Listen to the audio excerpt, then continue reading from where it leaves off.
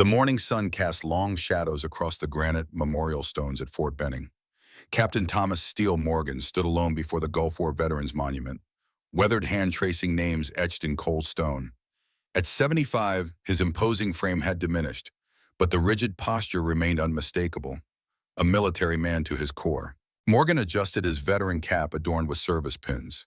His blue blazer felt tight across the shoulders. Perhaps he'd gained weight, or maybe the blazer had shrunk after decades in storage. Either explanation was more palatable than admitting his body had betrayed him with age. A cool October breeze rustled the American flags lining the memorial walkway. The Gulf War Veterans Association reunion would begin in 30 minutes. Yet Morgan had arrived early, as was his lifelong habit. Punctuality was a virtue he'd instilled in his men when lives depended on split-second timing. From behind came the unmistakable rhythm of a military gait. Not the sharp cadence of youth, but the deliberate steps of a man who had marched countless miles under the weight of duty. Still first to arrive, I see. Morgan turned to face the familiar voice. Frank Davis approached with a slight limp, his dark face creased with age but eyes still alert with intelligence. The former sergeant and loader for Morgan's tank crew extended his hand. Morgan ignored it, pulling his old friend into a firm embrace instead. 20 years of loading shells under my command, and you still call me Captain instead of Tom. Davis smiled, revealing a gold tooth that gleamed in the morning light. Some ranks are earned in ways time can never erase, Captain. Did you see the program? Davis asked, pulling a folded paper from his jacket. They're calling it Celebrating Desert Storm Heroes. Your son put it together. Morgan took the program, eyes narrowing as he scanned the contents. Lieutenant Colonel James Morgan had spearheaded this 30th anniversary reunion as a historian with the Army Heritage Center. Tanks, missiles, air power, Morgan muttered, as if machines won wars without the men who operated them. Speaking of men, Davis said, looking past Morgan's shoulder, here come two more of ours. Down the memorial path walked Bill Cooper and Pete Rodriguez. Cooper, tall and gaunt, moved with methodical precision. The former gunner's eyesight, once legendary enough to earn him the call sign Eagle Eye, had deteriorated with age. Beside him, Rodriguez's stocky frame bounced with each step, the former driver's energy seemingly undiminished by time. The four men converged, exchanging firm handshakes that evolved into embraces. 30 years had transformed them all, yet in each other's presence, time seemed to compress. They were simultaneously old men and the young warriors they had once been. I checked the exhibition hall earlier, Rodriguez said quietly. There's an entire section on tank battalions. The Abrams gets star treatment, but nothing about Thunderbolt. Morgan's jaw tightened. We knew the deal when we signed those papers. 30 years of silence, Cooper shook his head. For what? So some bureaucrats could sleep better? Before Morgan could respond, a fifth man approached their circle. Lieutenant Colonel James Morgan, resplendent in his dress uniform, carried himself with the same upright bearing as his father. Dad, James extended his hand formally. Gentlemen, thank you for coming. The elder Morgan shook his son's hand with equal formality. Their relationship had always been defined by military protocol, even in private moments. The secretary will be speaking in 10 minutes, James continued. He specifically requested to meet your crew, Dad. Called you exemplars of American armored warfare.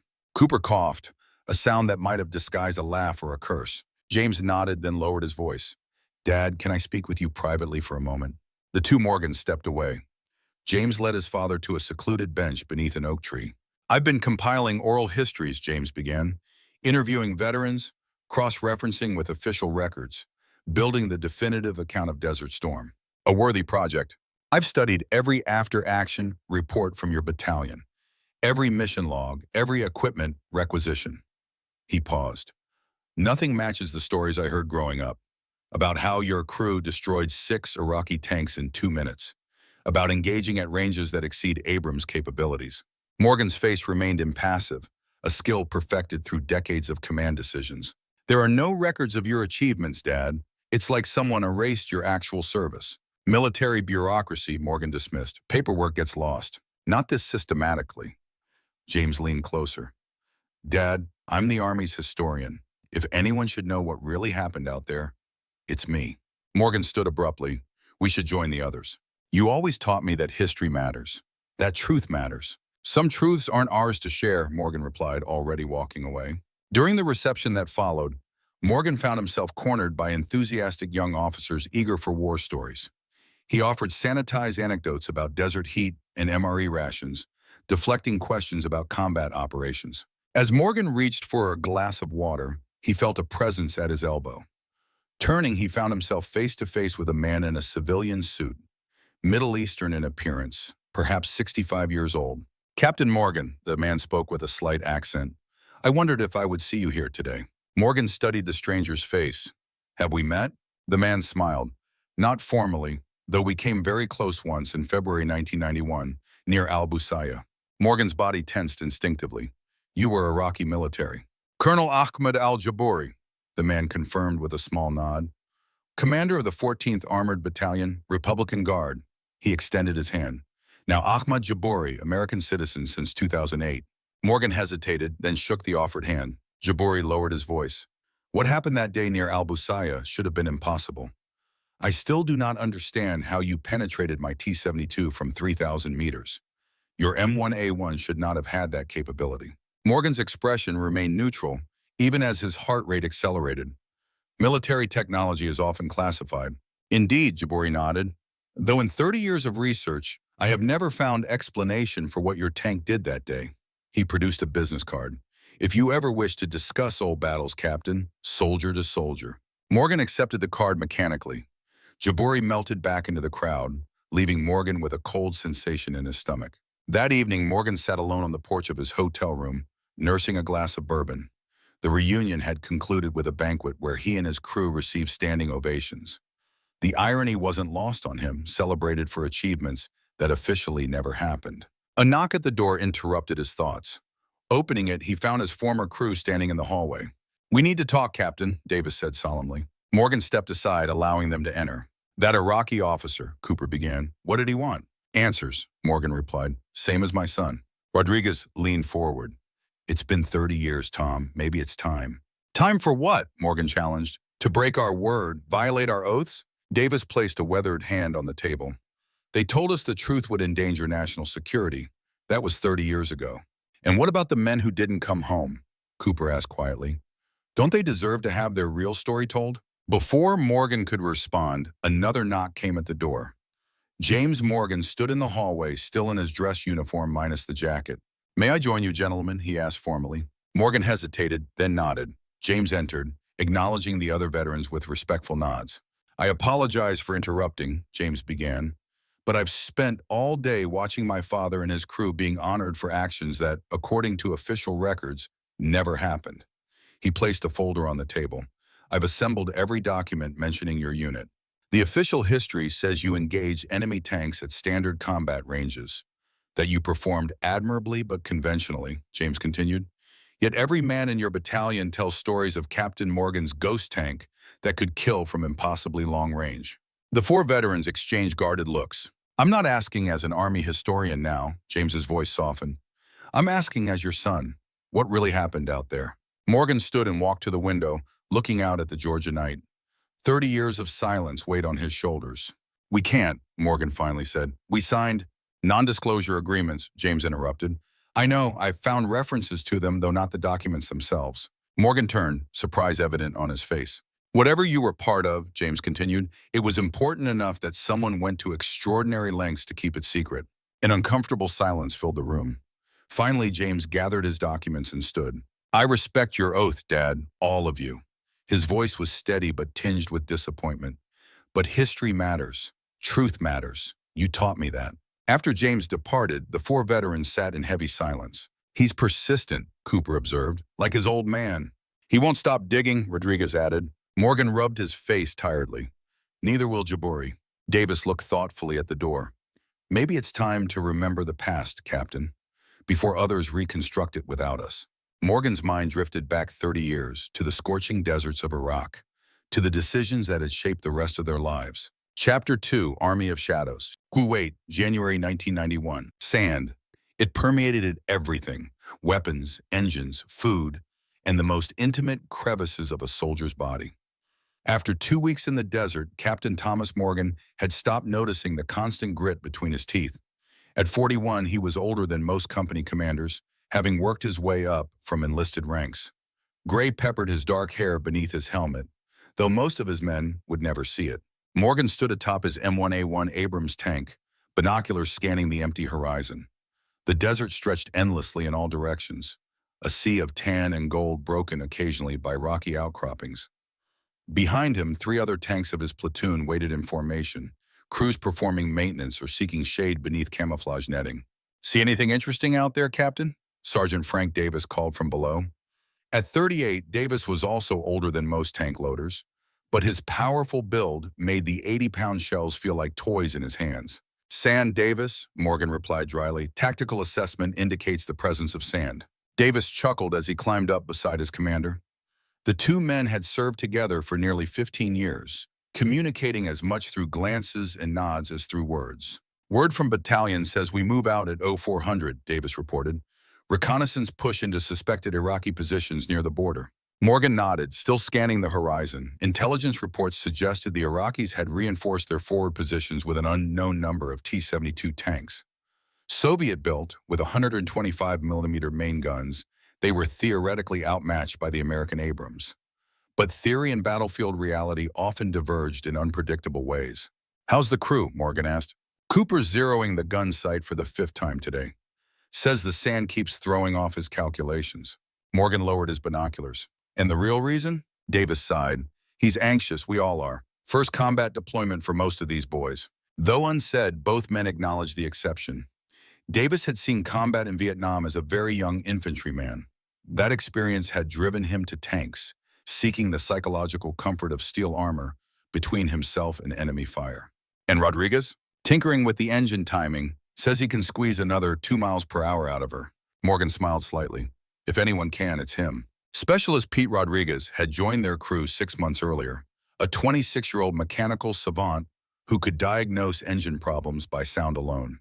His transfer had come with disciplinary remarks in his file, insubordination primarily, but Morgan had recognized genuine talent beneath the attitude. "Pass the word, full maintenance checks completed by 2,000 hours. Crew rest until 300. Combat load at 3:30. Rolling by 0400. Morgan climbed down and entered the command tent where maps were spread across a folding table. Lieutenant Wallace, his platoon executive officer, stood examining the marked routes. 4 possible entry points, Wallace explained, tracing lines with his finger. "Command wants us to probe here, at Point Charlie. Intelligence believes it's the weakest sector of their forward defense." Morgan studied the map. Something felt wrong.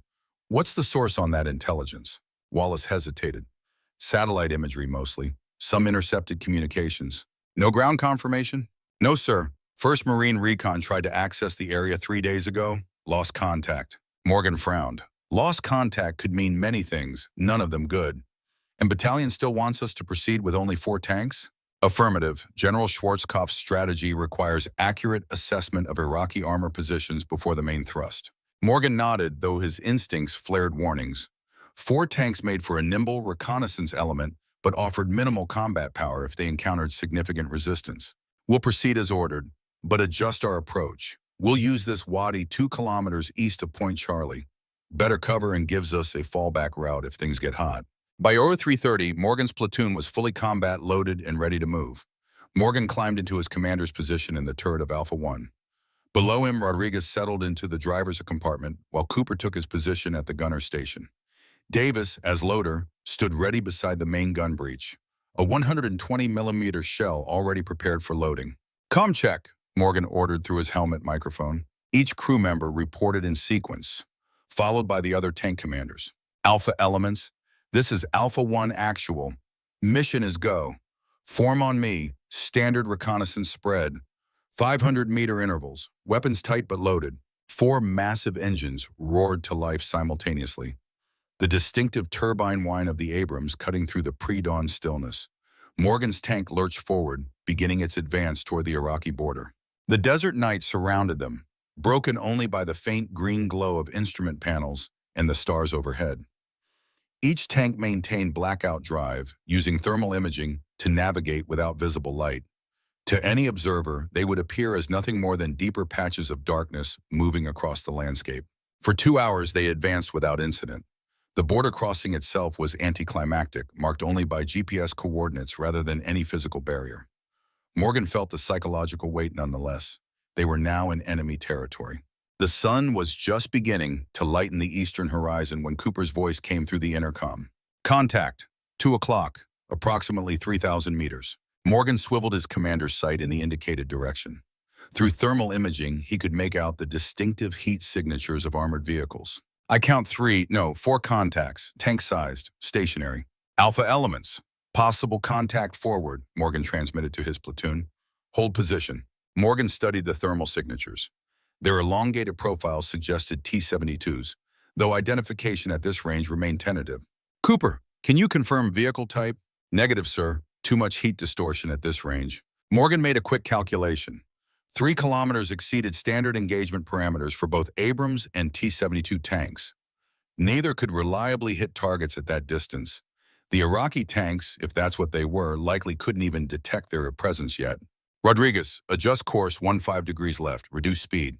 The tank responded to the driver's touch, angling away from the potential threat while maintaining forward progress. Morgan continued to monitor the thermal signatures, which showed no change in position or orientation. They're not moving, Cooper observed. Could be abandoned or dug in defensive positions. Or bait, Morgan countered. The 4 Abrams tanks altered course, now moving parallel to the suspected Iraqi position rather than toward it. For 15 minutes, they proceeded without incident. The unidentified vehicles remained stationary in the distance. Then Cooper's voice cut through the calm. Movement. Multiple heat signatures, 1 o'clock, moving perpendicular to our position. Morgan shifted his view. Through increasing daylight, he could now make out the distinctive silhouettes of T-72 tanks, at least 6 of them, moving rapidly across their front approximately 2 kilometers away. They're flanking us, Morgan realized. Alpha elements, contact front, prepare to engage. The Iraqi tanks suddenly halted their lateral movement and rotated their turrets toward Morgan's position. They've spotted us, Cooper reported tensely. Before Morgan could issue further orders, bright flashes erupted from the Iraqi tanks. Seconds later, the characteristic shriek of incoming artillery filled the air. Incoming, Morgan shouted. Evasive maneuvers. Rodriguez reacted instantly, throwing the 60-ton Abrams into a rapid lateral movement. The first volley of Iraqi shells exploded where they had been moments before, sending geysers of sand into the morning air. Alpha elements, scatter and return fire. Morgan's platoon broke formation, each tank moving independently to present more difficult targets. Cooper swiveled their turret toward the nearest Iraqi tank. Target acquired, Cooper reported, 2,800 meters. Fire when ready, Morgan ordered. The Abrams rocked as his 120mm gun began, sending a depleted uranium penetrator downrange at nearly 5 times the speed of sound. Through his sight, Morgan watched as the round fell short, impacting the sand in front of the target. Adjusting, Cooper stated professionally, though tension strained his voice. A second Iraqi volley screamed overhead. Closer this time. One shell impacted near Alpha 3, rocking the tank but causing no apparent damage. Cooper fired again. This time the round struck the front glacis of the Iraqi tank. But at this extreme range, it lacked the necessary energy to penetrate the armor. The T-72 continued advancing, now returning fire directly at their position. We need to close range, Cooper stated. Can't penetrate effectively beyond 2,000 meters. Morgan made a rapid tactical assessment. The Iraqis had the advantage of numbers and had caught them in open terrain. Standard doctrine called for immediate withdrawal. Alpha elements, fall back to Rally Point Bravo, covering fire while retreating. The 4 Abrams began a fighting withdrawal, firing as they reversed course. The Iraqi tanks pressed their advantage, continuing to advance while maintaining a steady rate of fire. A tremendous explosion rocked the battlefield as an Iraqi shell found its mark on Alpha 4. The tank's turret erupted in flames, ammunition cooking off in a catastrophic chain reaction. Alpha 4 is hit! Lieutenant Wallace shouted over the radio. Catastrophic damage! Morgan felt the familiar cold knot forming in his stomach. 4 men gone in an instant. He forced the emotion down, focusing on the tactical situation. Continue withdrawal. Alpha 2 lay smoke to cover our retreat. Alpha 2 deployed smoke grenades, creating a billowing white cloud between the American tanks and their pursuers. The smoke provided only brief respite. As they cleared a small ridge, Morgan spotted more Iraqi tanks approaching from the east, cutting off their escape route. Contact left, Morgan called out. At least 5 more T-72s. They were caught in a classic pincer movement. Iraqi armor to their front and left, open desert offering no cover to the right. Their only option was to fight through. Alpha Elements, new plan. We engage the Eastern Force, concentrate fire on lead vehicle. 3 Abrams tanks pivoted toward the new threat. Main guns trained on the lead Iraqi tank. At Morgan's command, they fired simultaneously. 2 shells struck home, destroying the lead T-72 in a spectacular explosion. The victory was short-lived. The remaining Iraqi tanks returned fire, shells impacting around the American positions. 1 round struck Alpha 2 directly, penetrating the turret. The tank slewed to a halt, smoke pouring from the commander's hatch. Alpha 2 is hit, Davis reported. No movement from the crew. 8 men lost now. Half his platoon gone in less than 5 minutes of combat. Morgan forced his mind to remain clinical, analytical. Rodriguez, full reverse. Cooper, continue engaging. No response came from Alpha 3. Through his sight, Morgan could see the tank stationary, its guns still firing, but its mobility apparently lost. Alpha 3, respond! The radio remained silent. Morgan watched helplessly as Iraqi tanks encircled the immobilized Abrams. Multiple hits struck the American tank, eventually penetrating its armor. No crew members emerged from the burning hulk. It's just us now, sir, Davis stated quietly. Morgan felt the weight of command crushing down on him. 12 men under his leadership, gone. Only his own crew remained alive, retreating across the desert with Iraqi tanks in pursuit. Rodriguez, find us cover, anything. Nothing out here, sir, the driver replied tensely.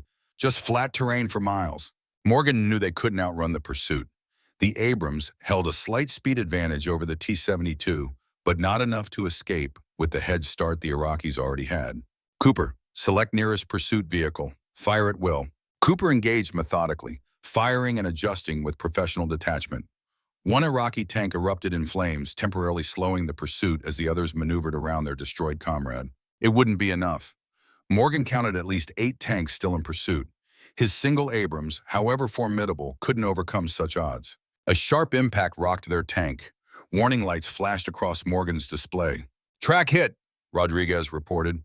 We're losing mobility on the right side. Another impact shook the tank, more violently this time. Warning indicators flashed red across multiple systems. Direct hit, Davis called out. Penetration in the engine compartment. Fire suppression activating. The Abrams shuddered to a complete halt, its turbine engine mortally wounded. Smoke began filling the crew compartment despite the automatic fire suppression systems. We're dead in the water, Rodriguez reported. Engines gone. Cooper continued firing the main gun, dropping another Iraqi tank. 6 targets remaining, circling now. Morgan assessed their situation with brutal clarity. Immobilized. Outnumbered. No support incoming. The tactical math was simple and merciless. Prepare to abandon tank, Morgan ordered. Begging your pardon, sir, Cooper replied without taking his eye from the gun sight. But that's suicide, open desert, nowhere to run to. Morgan knew Cooper was right. Outside the tank, they'd be exposed to machine gun fire with no cover within running distance. Their survival chances dropped from slim to virtually none. Alternative suggestions welcome, gentlemen, Morgan stated grimly. No one spoke. The Iraqi tanks tightened their circle, now firing deliberate, aimed shots at their immobilized target. The Abrams' advanced armor had so far prevented fatal penetration of the crew compartment, but it was only a matter of time. Morgan made his decision. We stay and fight. Cooper, keep engaging. Davis, keep loading. Rodriguez, monitor damage control. We take as many with us as we can. His crew acknowledged the orders without hesitation. They had served together long enough to understand the situation required no elaboration. They would fight until they could fight no more. Cooper destroyed another Iraqi tank with a shot through its thinner rear armor as it circled. 5 remained, still enough to ensure their destruction. The Iraqis, perhaps sensing the Abrams was finished, grew bolder in their approach. Morgan switched to his emergency radio frequency, one typically reserved for air support coordination. A final desperate attempt. Any friendly elements? This is Alpha 1, surrounded and immobilized. Gridbaker 7-9er. Multiple enemy armor. We need immediate assistance or extraction. To his shock, a response crackled through the static. Alpha 1, this is Whiskey 6 actual. Transmission received. Hold position. Assistance inbound. Morgan recognized the call sign of Colonel James Wilson, commander of their parent battalion. But how could assistance be inbound? Their position was at least 30 minutes from the nearest friendly forces, even at maximum speed. Acknowledged Whiskey 6, Morgan responded, skepticism evident in his voice. Be advised, we are surrounded by five enemy tanks, immobilized and taking fire. Understood, Alpha 1. Help is closer than you think. Then a new sound cut through the battlefield noise, the distinctive roar of helicopter rotors approaching at high speed. Morgan raised his periscope and spotted two AH-64 Apache attack helicopters cresting a distant ridge, flying nap of the earth. Cavalry has arrived, Morgan announced, allowing a hint of relief into his voice. The Apaches struck with devastating efficiency. Hellfire missiles streaked from their wing pods, destroying two Iraqi tanks in rapid succession. The remaining Iraqi armor began to withdraw, having lost the advantage of overwhelming force. Alpha 1, this is Diablo 2-1, a new voice called over the radio. Looks like you stirred up a hornet's nest. Appreciate the assistance, Diablo, Morgan responded. Impeccable timing. The Apaches continued to orbit protectively as Morgan assessed their situation. Their tank was immobilized, its engine destroyed beyond field repair. The crew was intact but stranded in hostile territory. As the helicopter lifted off minutes later, Morgan looked down at the battlefield below. Iraqi tanks burned across the desert floor, but the wreckage of 3 Abrams tanks also scarred the landscape, each representing 4 men who wouldn't be returning home. Morgan sat in silence, mentally composing the letters he would write to 12 families. 12 explanations of why their sons, husbands, and fathers wouldn't be coming home. Explanations that would never feel adequate. Colonel Wilson met them when they landed at the forward operating base. He pulled Morgan aside immediately. "What happened out there?" Wilson demanded without preamble. Morgan gave a concise battlefield report, emphasizing the unexpected concentration of Iraqi armor and the effectiveness of their ambush tactics. Intelligence said that sector was lightly defended, Morgan concluded. That information was fatally wrong. Wilson's expression darkened. "We're getting similar reports all along the front. The Iraqis have deployed their armor in much greater concentrations than expected, and those T-72s aren't the export models we predicted." "I noticed," Morgan replied grimly. "Their main guns were effective at ranges our intelligence said were impossible, and their frontal armor repelled our depleted uranium at range. Soviet advisors," Wilson explained, "last-minute upgrades before they pulled out, enhanced fire control systems, reactive armor packages. Our intel is 3 months out of date." Morgan absorbed this information with growing anger. "So we sent 4 tanks against upgraded T-72s based on obsolete intelligence. That's why I diverted those Apaches to extract you," Wilson said quietly. "As soon as other recon elements started reporting similar resistance, I knew your platoon was in trouble." Morgan appreciated the colonel's intervention, but it didn't change the fundamental reality. "We lost 12 men, sir, 3 tanks." Wilson nodded solemnly. "I know. And you're not the only one. We've lost 27 tanks across the division in the past 24 hours, all to these upgraded T-72s engaging at extended ranges." The magnitude of the threat dawned on Morgan. If Iraqi armor could engage effectively beyond the range of American tanks, the entire battle plan for the ground war was compromised. "What's the solution, sir?" Wilson glanced around, ensuring no one else was within earshot. "That's why I wanted to speak with you privately. Report to Bunker 9 at 2200 hours tonight. Alone, tell no one." Chapter 3. Project Midnight. The desert night concealed their approach. 3 unmarked transport trucks moved slowly across the sand, headlights extinguished, navigating by GPS and night vision equipment. Captain Morgan rode in the lead vehicle, accompanied by Colonel Wilson and a civilian who had introduced himself only as Dr. Hayes. After 30 minutes, they arrived at what appeared to be an abandoned supply depot. Weathered tents and shipping containers created the impression of a temporary logistics hub. The deception was intentional. As the trucks passed through a checkpoint, manned by military police with no unit insignia, Morgan glimpsed the truth. Beyond the dilapidated exterior facade stood a fully functional maintenance facility, hidden from aerial observation by camouflage netting and constructed partially underground. "Welcome to Project Thunderbolt," Hayes said quietly as they disembarked. "Officially, this is Logistics Support Area Echo. Unofficially, it's where we're going to change the course of this war." Morgan followed Hayes and Wilson through a series of security checkpoints, eventually entering what appeared to be a converted aircraft hangar. Inside, 3 M1A1 Abrams tanks stood in various stages of modification. Teams of technicians swarmed around them, removing standard components and installing new systems. "The 140-meter conversion requires significant internal reconfiguration," Hayes explained as they approached the nearest tank. "The main gun breech is substantially larger, requiring alterations to the turret layout. Morgan studied the modified tank. The most obvious change was the main gun itself, noticeably longer and heavier than the standard 120mm. But the modifications extended far beyond the weapon system. The turret interior had been completely rebuilt, with new fire control systems and altered crew positions. What about ammunition? Morgan asked, professional interest overriding his ethical reservations. Custom 140 rounds, Hayes replied, leading him to a sealed container.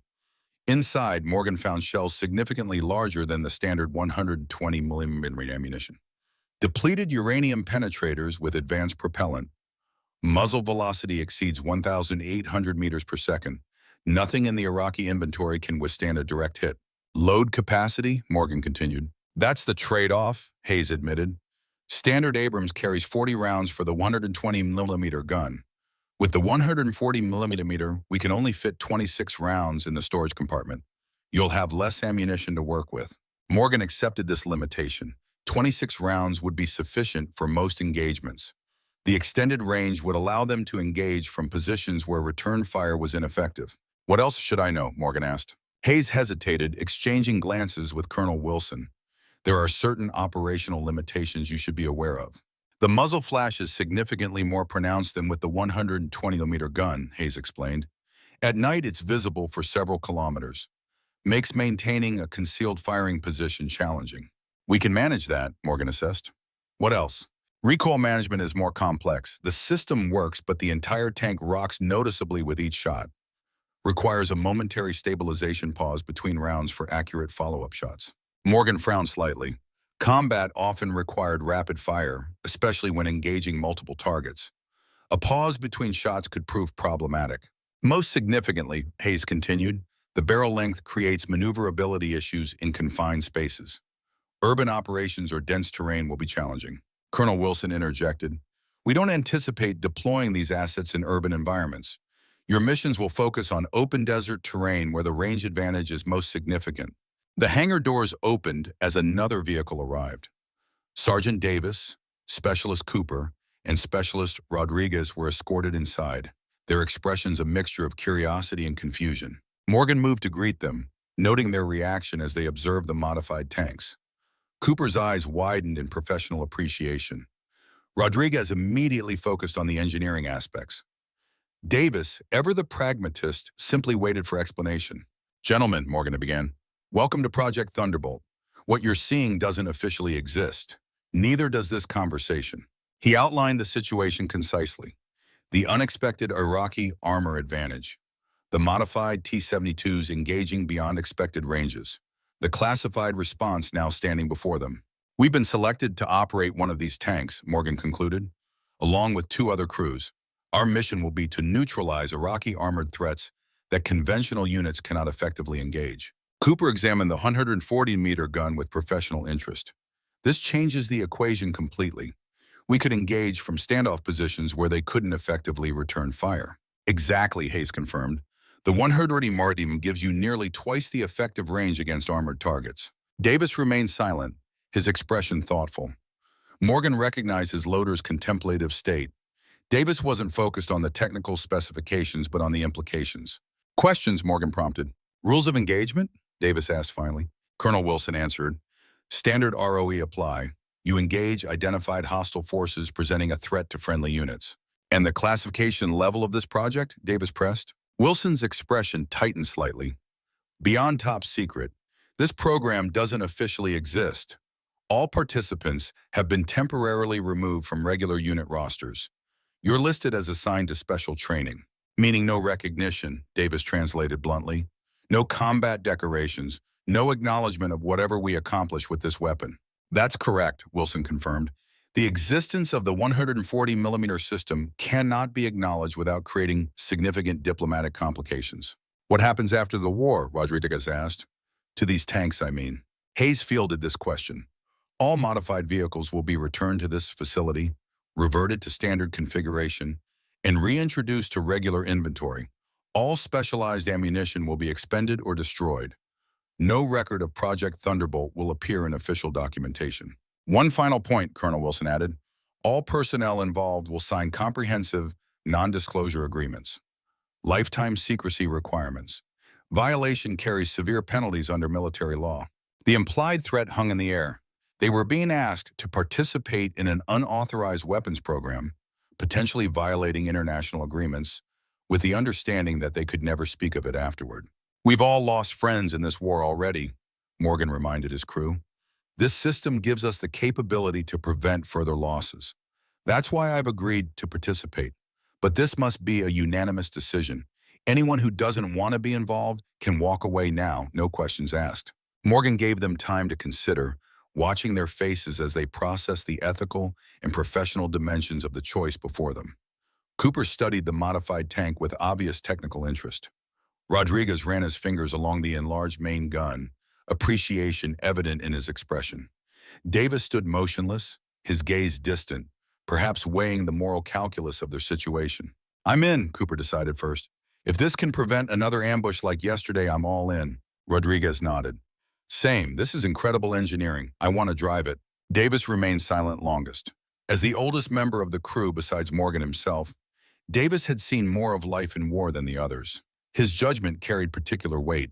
"Those boys yesterday," Davis finally said, "Alpha 2 and Alpha 3, Alpha 4, they never had a chance against those upgraded T-72s. He looked directly at Morgan. "If this evens the odds, I'm in." Morgan nodded, relief evident in his expression. One of the civilians stepped forward. "Sir, there's something else you should know." Morgan waited expectantly. "The 140-meter system," the man continued hesitantly, "exceeds certain limitations established in international agreements. While those technically don't apply to this theater, deploying the system could create significant diplomatic problems post-conflict." "You mean it's illegal?" Morgan translated bluntly. The man winced at the directness, but didn't contradict him. "I mean, there are treaty implications that complicated formal authorization. But the system works. It will save American lives. Sometimes the right decision isn't the officially sanctioned one." Morgan considered this additional complexity. They weren't just operating a classified weapon, they were potentially violating international agreements. The stakes for everyone involved had just increased substantially. "Why tell me this now?" Morgan asked. "Because you deserve to know exactly what you're part of," the man replied. "This isn't just about classification protocols.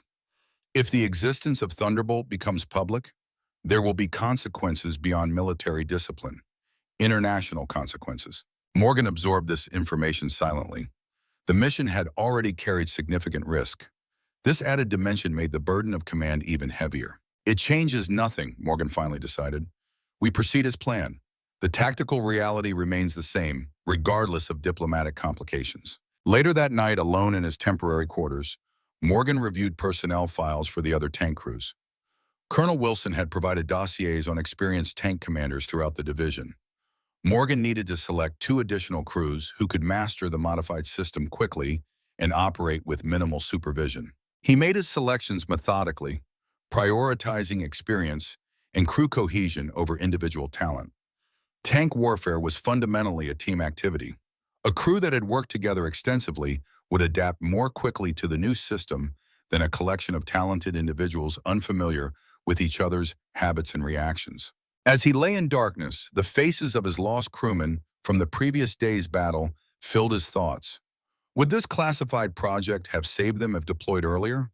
Or would it merely have changed the location and manner of their deaths? War offered no certainty, only probabilities. The 140-meter system improved their odds significantly, but combat remained inherently unpredictable. Morgan's last thought before sleep claimed him was simple. Whatever the moral ambiguities of Project Thunderbolt, the alternative, watching more American tanks and crews destroyed by superior Iraqi firepower, was unacceptable. Dawn broke over the Kuwait desert with relentless intensity. 3 days had passed since their introduction to Project Thunderbolt, 3 days of intensive training on the modified tanks. Morgan stood atop the turret of his vehicle, now designated Thunderbolt 1, surveying the makeshift firing range where they would conduct their final qualification exercises. The rising sun glinted off the elongated barrel of the 140-millimeter gun, a constant reminder of both the power at their command and the secrecy surrounding their mission. Behind him, 2 other modified Abrams tanks, Thunderbolt 2 and 3, waited in formation, their crews performing final checks before the day's exercises. Quite a sight, isn't it? Colonel Wilson approached, shielding his eyes against the morning glare. Morgan nodded. 3 tanks that don't officially exist, about to conduct exercises that never happened. History is written by the survivors, Captain, Wilson replied, and what we're doing here will ensure we have a lot more survivors. Dr. Hayes joined them, clipboard in hand, his civilian attire looking increasingly weathered after days in the desert environment. The range is set with target silhouettes at varying distances, Hayes explained, from 1,000 to 4,000 meters. Today's exercise will simulate battlefield conditions as closely as possible. Morgan scanned the distant horizon where barely visible shapes represented enemy tanks. Any word on when we deploy? Wilson lowered his voice, though no one else was within earshot. Intelligence reports increased Iraqi armor movement near the 73 Easting. Looks like they're positioning for a major counterattack against our forward elements. General Carter wants your unit operational within 24 hours. The implications were clear. They had 1 day to perfect their skills with the new weapon system before facing actual combat. Morgan felt the weight of command pressing down on him. Not just the responsibility for his own crew, but now for 2 additional tanks and crews who would be following his lead into an unprecedented situation. We'll be ready, Morgan stated with more certainty than he felt. As Wilson and Hayes moved away to observe from the command position, Morgan descended into the tank where his crew was already at their stations. Davis stood by the loading mechanism, his powerful frame making even the oversized 120mm shells look manageable. Cooper sat at the gunner's position, making minute adjustments to the advanced fire control system. Rodriguez monitored the engine diagnostics, humming softly to himself as he always did before operations. Final qualification exercise, gentlemen, Morgan announced over the intercom. This is our last chance to master this beast before we face the real thing. Just another day at the office, Rodriguez quipped, though the tension in his voice betrayed his awareness of what lay ahead. "Com check with the other tanks," Morgan ordered. Cooper switched to the platoon frequency. "Thunderbolt 2, this is Thunderbolt 1, radio check." "Thunderbolt 1, this is 2, Captain Robert Peterson's steady voice replied. "Reading you 5 by 5. "Thunderbolt 3, checking in," Lieutenant Michael Chen added. "Systems nominal and ready to proceed." Morgan had selected these 2 officers carefully from personnel files. Peterson, at 38, was a methodical tactician with extensive experience in armored warfare. Chen, though younger at 32, had graduated top of his class at armor school and had already distinguished himself during the initial phase of Desert Storm. "Thunderbolt elements. This is Thunderbolt 1 actual," Morgan transmitted. "Today's exercise simulates engagement with hostile armor at extended ranges.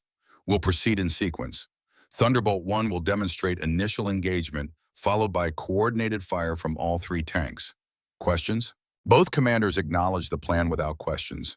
Their crews had been training together intensively, developing the coordination essential to effective tank platoon operations. "Rodriguez, advance to firing position Alpha," Morgan ordered. The massive engine rumbled as Rodriguez guided the tank forward, the suspension systems creaking slightly under the additional weight of the modified gun system. Morgan noted the handling characteristics, slightly less responsive than a standard Abrams, but still far more maneuverable than the Soviet-designed tanks they would face. "Firing position reached," Rodriguez reported as they crested a small rise that offered a commanding view of the target range. "Cooper, acquire target at reference point 4, range approximately 3,000 meters." Cooper manipulated the fire control system, his fingers dancing across the modified interface. "Target acquired, firing solution computed." Davis, load armor piercing. With practiced efficiency that belied only 3 days of training, Davis hefted the massive 140-meter round into position and slammed it into the breech. "Up! Fire when ready," Morgan commanded. Cooper pressed the firing trigger. The entire tank shuddered violently as the 140-millimeter gun fired, the recoil forces far exceeding anything they had experienced with the 120-millimeter system. A brilliant flash erupted from the barrel, momentarily overwhelming their vision despite protective filters in the sighting systems. Through his sight, Morgan watched the depleted uranium penetrator streak downrange.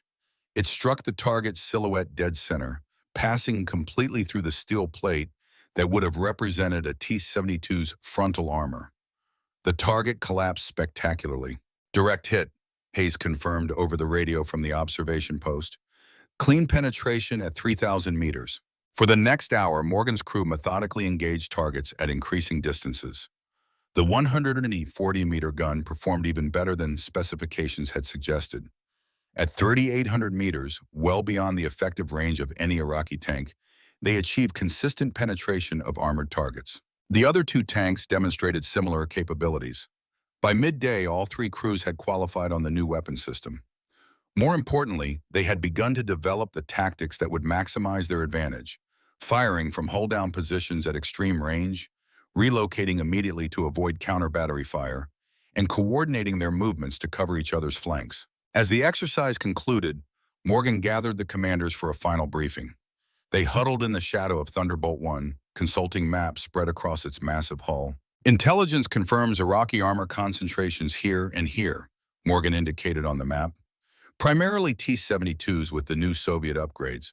Our mission is to engage and destroy these forces before they can threaten the main advance. Rules of engagement? Peterson asked, ever the methodical officer. Standard ROE apply, Morgan confirmed. We engage identified hostile forces presenting a threat to friendly units. And operational security protocols? Chen inquired. We operate on a dedicated frequency, no communication with standard units except through Colonel Wilson's command post. Our call sign is Thunderbolt Platoon, no reference to our special weapon systems in any transmission. Both commanders nodded their understanding. The unusual command arrangement reflected the classified nature of their unit. Questions or concerns? Morgan prompted. Chen raised his hand. Sir, what's our procedure if one of our tanks is disabled and in danger of being captured? The question highlighted a critical security consideration. If the Iraqis captured one of the modified tanks, the classified technology would be compromised, potentially finding its way to Soviet or Chinese intelligence. Standard protocol for equipment destruction applies, Morgan stated firmly.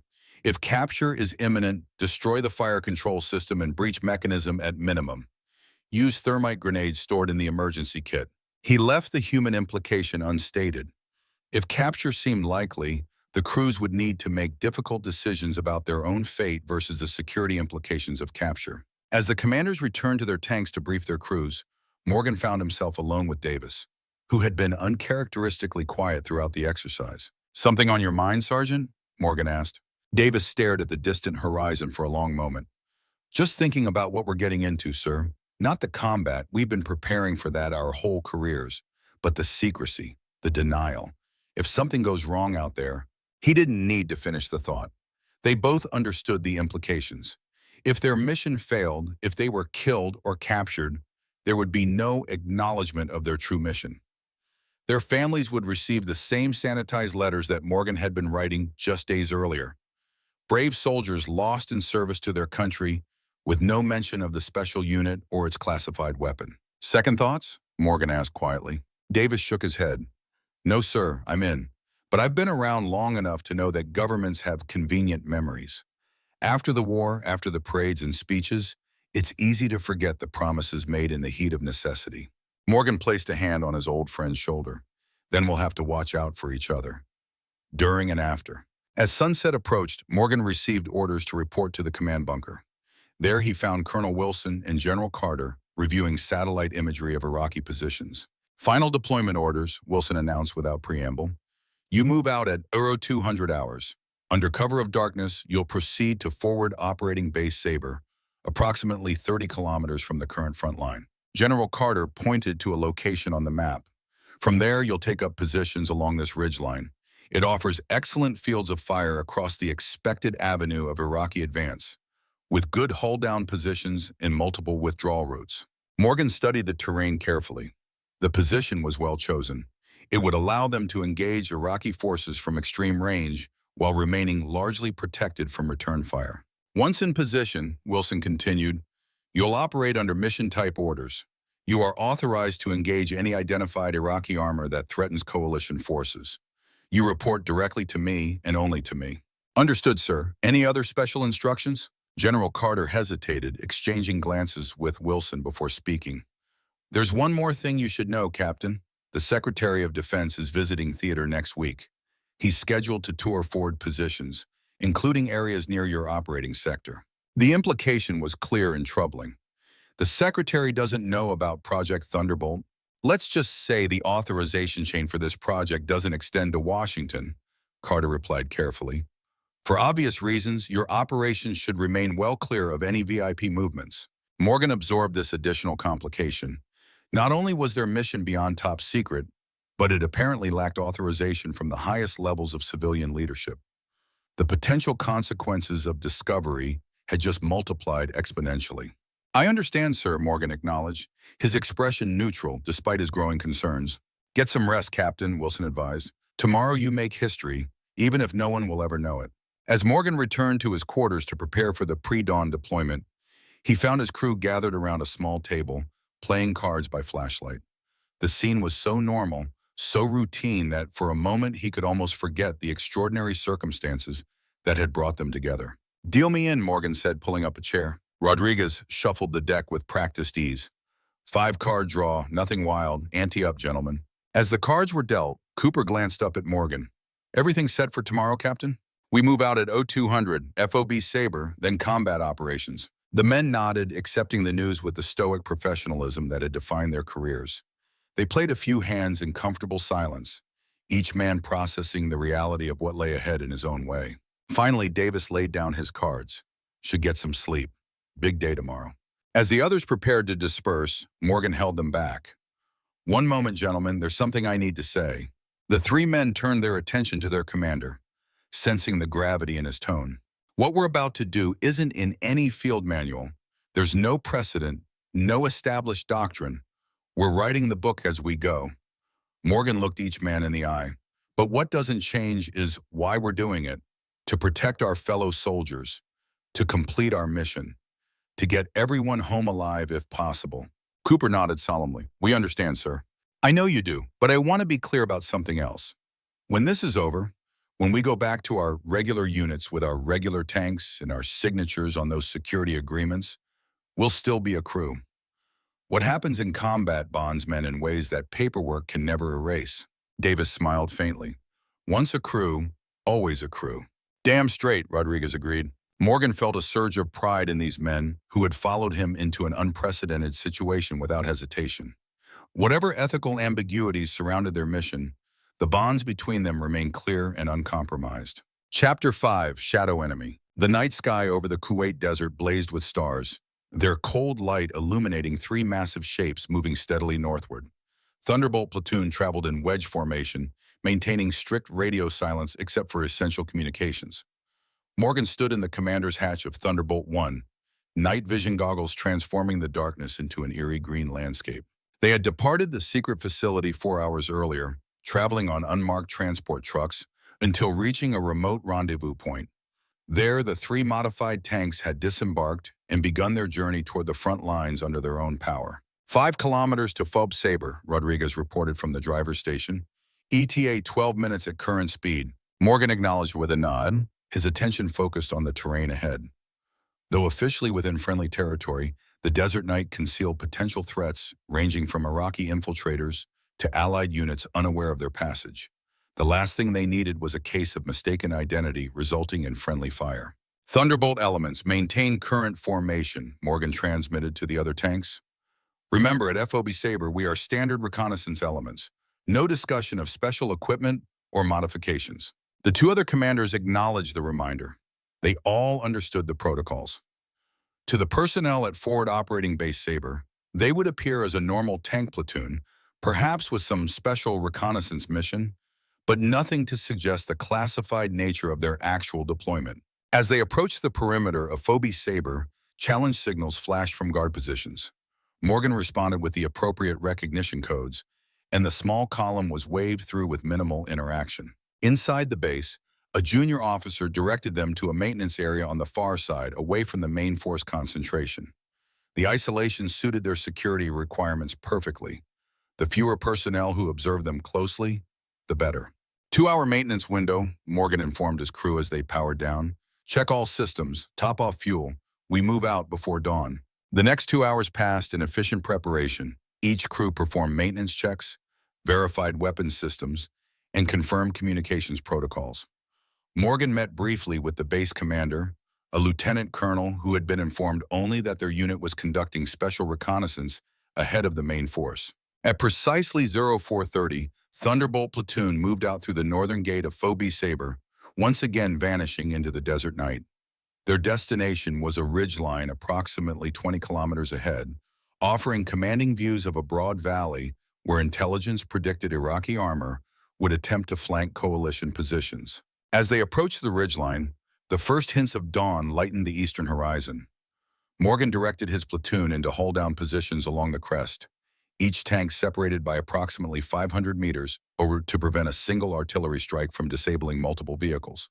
For the next hour, they watched and waited as dawn broke fully over the desert. The valley below remained quiet, showing no signs of the anticipated Iraqi movement. Morgan used the time to study the terrain through his binoculars, identifying potential engagement zones, alternate firing positions, and withdrawal routes. Movement, Cooper reported suddenly. Grid coordinate Lima 29er, approximately 8 kilometers out. Morgan swiveled his commander's sight to the indicated sector. Through magnification, he could make out the distinctive profile of armored vehicles moving in formation. I count 12 vehicles, T-72 configuration, moving west to east along the valley floor.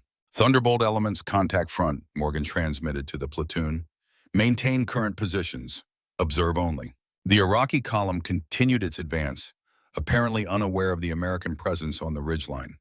At their current course, they would pass within effective range of the 140-meter guns, presenting ideal targets from the flank. Morgan made a quick tactical assessment. The Iraqi force presented no immediate threat to Allied positions, as they appeared to be conducting a reconnaissance in force rather than an attack. Standard rules of engagement would justify observation only at this stage. But their mission parameters were different. They had been deployed specifically to engage and destroy Iraqi armor before it could threaten coalition forces. The strategic calculation was clear. Eliminate these tanks now, preventing them from participating in future engagements where they might cause American casualties. Thunderbolt elements prepare to engage, Morgan decided. Target distribution as follows. Thunderbolt 1 will engage lead 3 vehicles. 2 takes the middle section. 3 handles the trail elements. Both Peterson and Chen acknowledged the assignments without question. Cooper, range to lead vehicle. 7,800 meters in closing, Cooper replied, making adjustments to the fire control system. Hold fire until they reach optimal range. We'll engage at 4,000 meters. For the next 20 minutes, Thunderbolt platoon tracked the Iraqi column as it moved steadily across their front. When the lead tank reached the predetermined engagement point, Morgan gave the order. Weapons free, fire at will. Cooper immediately engaged, sending the first 140-millimeter round downrange with devastating effect. The lead Iraqi tank erupted in flames as the depleted uranium penetrator sliced through its armor with contemptuous ease. Before the Iraqis could react to the first hit, all 3 Thunderbolt tanks were firing methodically, each round finding its mark with lethal precision. At that range, the Iraqi tanks had no chance to effectively return fire. The distance far exceeded the capabilities of their weapon systems. Within 3 minutes, 8 Iraqi tanks burned on the valley floor. The remaining 4 attempted evasive maneuvers, but the superior fire control systems of the modified Abrams allowed the American gunners to track and engage effectively despite the movement. Cease fire, Morgan ordered, as the last Iraqi tank exploded. Damage assessment. Through his optics, Morgan surveyed the devastation. 12 tanks destroyed, no survivors visible. The entire engagement had lasted less than 5 minutes, with not a single return round fired by the enemy. It wasn't combat in any conventional sense. It was execution from beyond the horizon. Thunderbolt elements, displace immediately, Morgan commanded. Rally at position Bravo. Maintain communications blackout until arrival. Standard tactics dictated immediate relocation after firing to avoid counter-battery fire. Though the Iraqis hadn't been able to return fire directly, they would certainly have reported contact before being destroyed. Artillery or air assets might already be inbound to their position. The 3 tanks withdrew from the ridgeline, moving rapidly to a secondary position 5 kilometers east. Once re-established in defensive posture, Morgan made his first report to Colonel Wilson. Thunderbolt actual to Whiskey 6. Phase 1 complete. 12 enemy armor destroyed, no casualties, no ammunition issues. Wilson's response was immediate and approving. Excellent work, Thunderbolt. Preliminary intelligence suggests you engage elements of the Republican Guard's 10th Armored Brigade. Their absence will be noticed. Next tasking, Morgan inquired. Maintain current patrol sector for the next 12 hours. Intelligence is tracking additional Iraqi armor movements in your vicinity. then proceed to Rally Point Charlie for resupply at 1800 hours. As Morgan relayed the orders to his platoon, he couldn't help reflecting on the clinical nature of their engagement. They had destroyed 12 tanks and killed perhaps 40 Iraqi soldiers without exposing themselves to the slightest risk. The technology gap had rendered the engagement entirely one-sided. Davis seemed to read his thoughts. "Doesn't quite feel like combat, does it, sir?" Morgan shook his head. "No, more like a firing range with live targets." "You preferred was they were shooting back at us?" Rodriguez asked incredulously from the driver's position. "Of course not," Morgan replied. "It's just different." Cooper lifted his face from the gunner's sight. "With respect, sir, I don't need it to feel sporting. I just need it to keep our guys alive." Morgan nodded, acknowledging the wisdom in the gunner's perspective. The purpose of warfare wasn't to ensure fair competition. It was to achieve objectives while minimizing friendly casualties. By that measure, the 140mm gun system was performing exactly as intended. The rest of the day passed in a cycle of movement, observation, and occasional engagement. By sunset, Thunderbolt Platoon had destroyed 23 Iraqi armored vehicles without taking a single hit in return. They had effectively created a zone of denial that Iraqi forces could not penetrate without suffering catastrophic losses. Chapter 6, The Hunter Becomes Hunted. For 5 days, Thunderbolt Platoon operated with devastating effectiveness across the Kuwait-Iraq border region. They struck from the shadows, destroying enemy armor formations before vanishing into the desert night. Their 140mm guns enabled engagements at ranges that rendered Iraqi return fire impossible, creating an aura of invincibility around the mysterious American tanks that seemed to kill with impunity. Official battle reports attributed their work to airstrikes and conventional armored units. The men of Thunderbolt Platoon remained anonymous warriors, their achievements recorded only in the highly classified logs maintained by Colonel Wilson. By the most conservative estimates, they had destroyed over 70 enemy armored vehicles without suffering a single casualty or damage to their modified tanks. On the morning of the 6th day, Morgan stood atop Thunderbolt 1, surveying their latest position, a shallow depression that offered good concealment with multiple exit routes. The platoon had operated continuously for nearly a week, rotating crew rest periods, but maintaining constant readiness for rapid deployment. Fatigue had begun to show on all their faces, the cumulative stress of sustained combat operations taking its toll despite their one-sided advantage. "Supply convoy approaching from the southeast," Cooper reported from his observation position. "2 vehicles. Looks like our scheduled resupply." Morgan raised his binoculars, confirming the identity of the approaching trucks. They matched the expected profile of their regular logistics support, but something felt wrong. The timing was off. Their next scheduled resupply wasn't due for another 12 hours. "Maintain defensive positions," Morgan ordered. "No movement until I verify their identity." As the trucks approached, Morgan could see they bore the appropriate markings. The lead driver waved casually as they pulled into the perimeter, but Morgan noted the man was unfamiliar. Not one of the regular support personnel they'd worked with previously. "Lieutenant Jonathan Reynolds, Inspector General's office," a young officer announced as he stepped from the passenger side of the lead truck. "I need to speak with the commanding officer of this unit." Morgan's instincts flared an immediate warning. The Inspector General had no business knowing about Thunderbolt Platoon, let alone sending representatives to their field position. "Captain Thomas Morgan," he identified himself cautiously. "What brings the IG to our location, Lieutenant?" Reynolds consulted a clipboard with an officious manner that seemed rehearsed. "Routine equipment inspection, Captain. We've received reports of unauthorized modifications to vehicles in this sector. Just following up." The explanation made no sense. Even if there were legitimate concerns about unauthorized modifications, the IG wouldn't send representatives into a forward combat zone to investigate. Something was very wrong. "Your authentication, Lieutenant?" Morgan requested, his hand casually dropping to the sidearm holstered at his hip. Reynolds appeared momentarily flustered. "I have my orders right here, signed by Colonel Bartlett." Morgan had never heard of a Colonel Bartlett in the command structure. "I'm afraid I'll need to verify that with headquarters before allowing any inspections." The lieutenant's expression hardened. "That won't be necessary, Captain. My authority comes directly from Central Command." From the corner of his eye, Morgan could see Davis emerging from Thunderbolt 1, sensing the tension in the exchange. Peterson and Chen had also appeared from their tanks, alert to the potential threat. "Your driver," Morgan nodded toward the truck.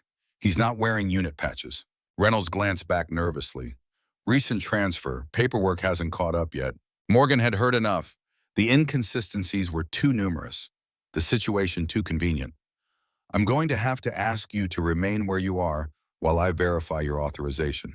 Reynolds' hand moved suddenly toward his jacket. Morgan reacted instantly, drawing his sidearm and leveling it at the lieutenant. Hands where I can see them. Instead of complying, Reynolds pulled a small camera from his jacket and managed to snap several pictures of the modified tank before Davis tackled him to the ground. Simultaneously, the truck drivers attempted to flee, but Peterson and Chen had their weapons trained on them before they could reach the vehicles. Secure them, Morgan ordered as his crew converged on the scene. Search the trucks thoroughly. A thorough search revealed the truth. The men weren't from the Inspector General's office. They carried no legitimate military identification. The camera contained multiple images of the modified tanks, particularly detailed shots of the 140-millimeter gun system. Most damning of all, they found a satellite communication device of Soviet manufacture hidden in the lead truck. Spies, Davis concluded grimly. But whose? Iraqi? Russian? Morgan studied the captured men, particularly the self-proclaimed Lieutenant Reynolds. His English was flawless, his knowledge of military protocols extensive. This wasn't some hastily assembled Iraqi intelligence operation. It was sophisticated, well-planned, and nearly successful. Secure them in the transport truck, Morgan decided. We need to contact Colonel Wilson immediately. Using their secure communication channel, Morgan reported the incident to Wilson, who responded with alarming urgency. This confirms our worst fears, Wilson explained.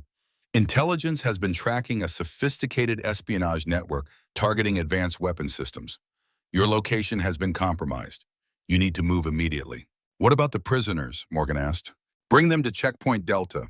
Military intelligence will take custody. But your primary objective is to secure those tanks. Under no circumstances can they fall into enemy hands. Morgan acknowledged the orders and turned to his crew. Pack up. We move in 5 minutes. As they prepared to depart, a distant rumble caught Morgan's attention. He raised his binoculars to scan the horizon, then froze at what he saw. Approaching rapidly from the north was a massive dust cloud, the unmistakable signature of a large armored formation on the move. Contact, Morgan shouted. Multiple vehicles approaching from the north. Distance approximately 8 kilometers.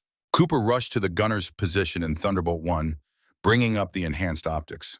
I count at least 20 armored vehicles, T-72s and BMPs. They're moving fast, sir, deliberately exposing themselves. Morgan processed this information quickly. The approaching Iraqi force was operating in a manner inconsistent with their recent caution. They weren't attempting to conceal their movement or adopt dispersed formations. They were coming straight in, almost as if they know our position, Morgan realized. The spy team must have transmitted before we intercepted them. The tactical situation had suddenly deteriorated. With enemy forces inbound and their position compromised, standard doctrine called for immediate withdrawal. But the prisoners complicated matters. They couldn't be left behind, yet transporting them would slow their movement significantly. Peterson, secure the prisoners in your tank, Morgan ordered. Chen, take point for our withdrawal. We'll proceed southeast to Checkpoint Delta. As the crew scrambled to execute his orders, Morgan made a quick assessment of the approaching Iraqi force. At their current speed, they would make contact within 20 minutes, enough time to break contact if they moved immediately. Rodriguez, plot fastest route to Checkpoint Delta, accounting for terrain obstacles.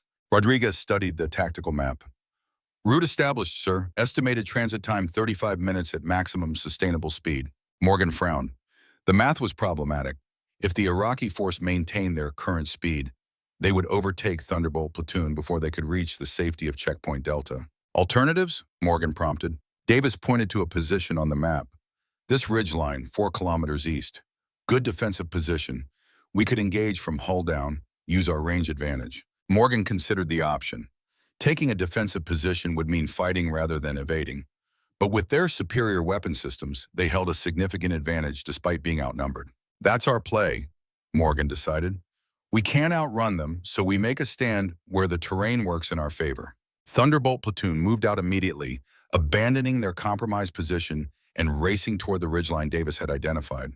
The 3 tanks, burdened with extra personnel and the stress of continuous operations, pushed their engines to maximum sustainable output. ETA to defensive position? Morgan asked Rodriguez. 9 minutes at current speed, the driver replied. his usual casual manner replaced by intense concentration as he navigated the challenging terrain. Morgan checked the position of the pursuing Iraqi force. They're continuing on the same vector. 17 minutes out from our current position. We'll have about 8 minutes to establish defensive positions before they arrive. As they crested the ridgeline 8 minutes later, Morgan immediately began positioning his platoon for defense. Thunderbolt 1 would occupy the center, with 2 and 3 on the flanks. Each tank found natural depressions in the ridge that allowed them to adopt the classic hold-down position, only their turrets visible to approaching enemies. Range cards established, Cooper reported as he systematically identified and recorded key terrain features and distances. Primary engagement zone begins at 4,000 meters from our position. Morgan nodded approvingly. The approaching Iraqis would enter their effective firing range long before they could pose a threat in return. It should be a replay of their previous engagements, one-sided destruction from beyond the horizon. But as the Iraqi formation came into view, Morgan realized something was different. Rather than the expected tight formation, the Iraqi tanks had dispersed widely across a 3-kilometer front. More concerning, they were moving in an irregular pattern, constantly changing speed and direction in a manner that would complicate targeting. They've adapted, Morgan realized aloud. They know about our range advantage, and they're trying to make themselves harder to hit. Cooper confirmed this assessment from the gunner's position. Tracking solutions are more complex with their current movement pattern. I'll need to lead targets more aggressively. Thunderbolt elements, be advised, Morgan transmitted to his platoon. Enemy forces are employing evasive tactics. Prioritize lead vehicles and use volley fire to create targeting zones. As the Iraqi force entered the outer edge of their engagement range, Morgan gave the order to fire. All 3 Thunderbolt tanks engaged simultaneously, their 100 enemy guns sending high-velocity rounds downrange.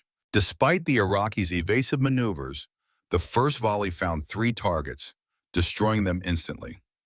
But unlike previous engagements where panic had typically ensued after initial losses, the remaining Iraqi vehicles maintained their discipline, continuing their irregular movement while closing the distance. They're not breaking, Peterson observed over the radio. Someone's got them well trained. Maintain fire discipline, Morgan ordered.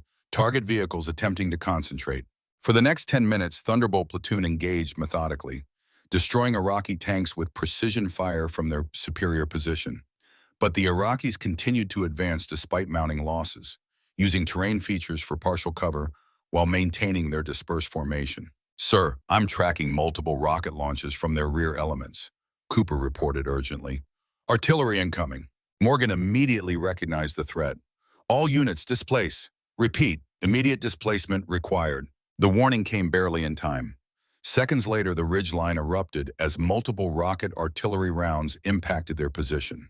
Although no direct hits were scored on the tanks, the barrage forced them to abandon their carefully selected firing positions.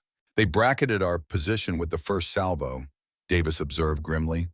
Someone's feeding them targeting data. The implication was clear and troubling. The Iraqis had not only located them, but had effectively coordinated artillery support to disrupt their defensive position. This level of battlefield coordination suggested either sophisticated battlefield intelligence or, more concerning, direct observation of their position. Rodriguez, get us to alternate firing position Alpha, Morgan ordered, designating a position 200 meters back from the ridgeline. As Thunderbolt 1 maneuvered to its new position, a harsh metallic impact rang through the tank. Warning lights flashed across Morgan's display. We're hit, Rodriguez reported. Right rear quadrant. Mobility track damaged but still functional. Morgan scanned his displays, assessing the damage. Source of fire?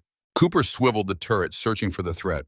Unknown, no muzzle flash detected. Another round impacted nearby, sending a shower of sand over the tank. This time, Cooper spotted the source. T-72 on the eastern ridge. They've achieved elevated firing position. Morgan immediately understood the tactical problem. The Iraqis had managed to maneuver a tank to high ground on their flank, gaining a firing angle that negated Thunderbolt 1's hull-down protection. At approximately 2,000 meters, they were within effective range of the T-72's 125-millimeter gun. Engage that target immediately, Morgan ordered. Cooper rotated the turret and fired in one fluid motion. The 140-meter gun roared, sending its lethal projectile downrange with unerring accuracy. The Iraqi tank erupted in flames, its ammunition cooking off in a catastrophic secondary explosion. But the tactical situation continued to deteriorate.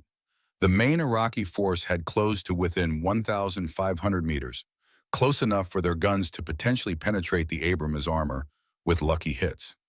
Meanwhile, artillery continued to fall around their position, forcing them to move constantly rather than establishing stable firing positions. Thunderbolt actual to all elements, Morgan transmitted. Tactical withdrawal required. Fall back to phase line Bravo. Leapfrog by sections. Peterson acknowledged immediately, but Chen's response contained an unexpected complication.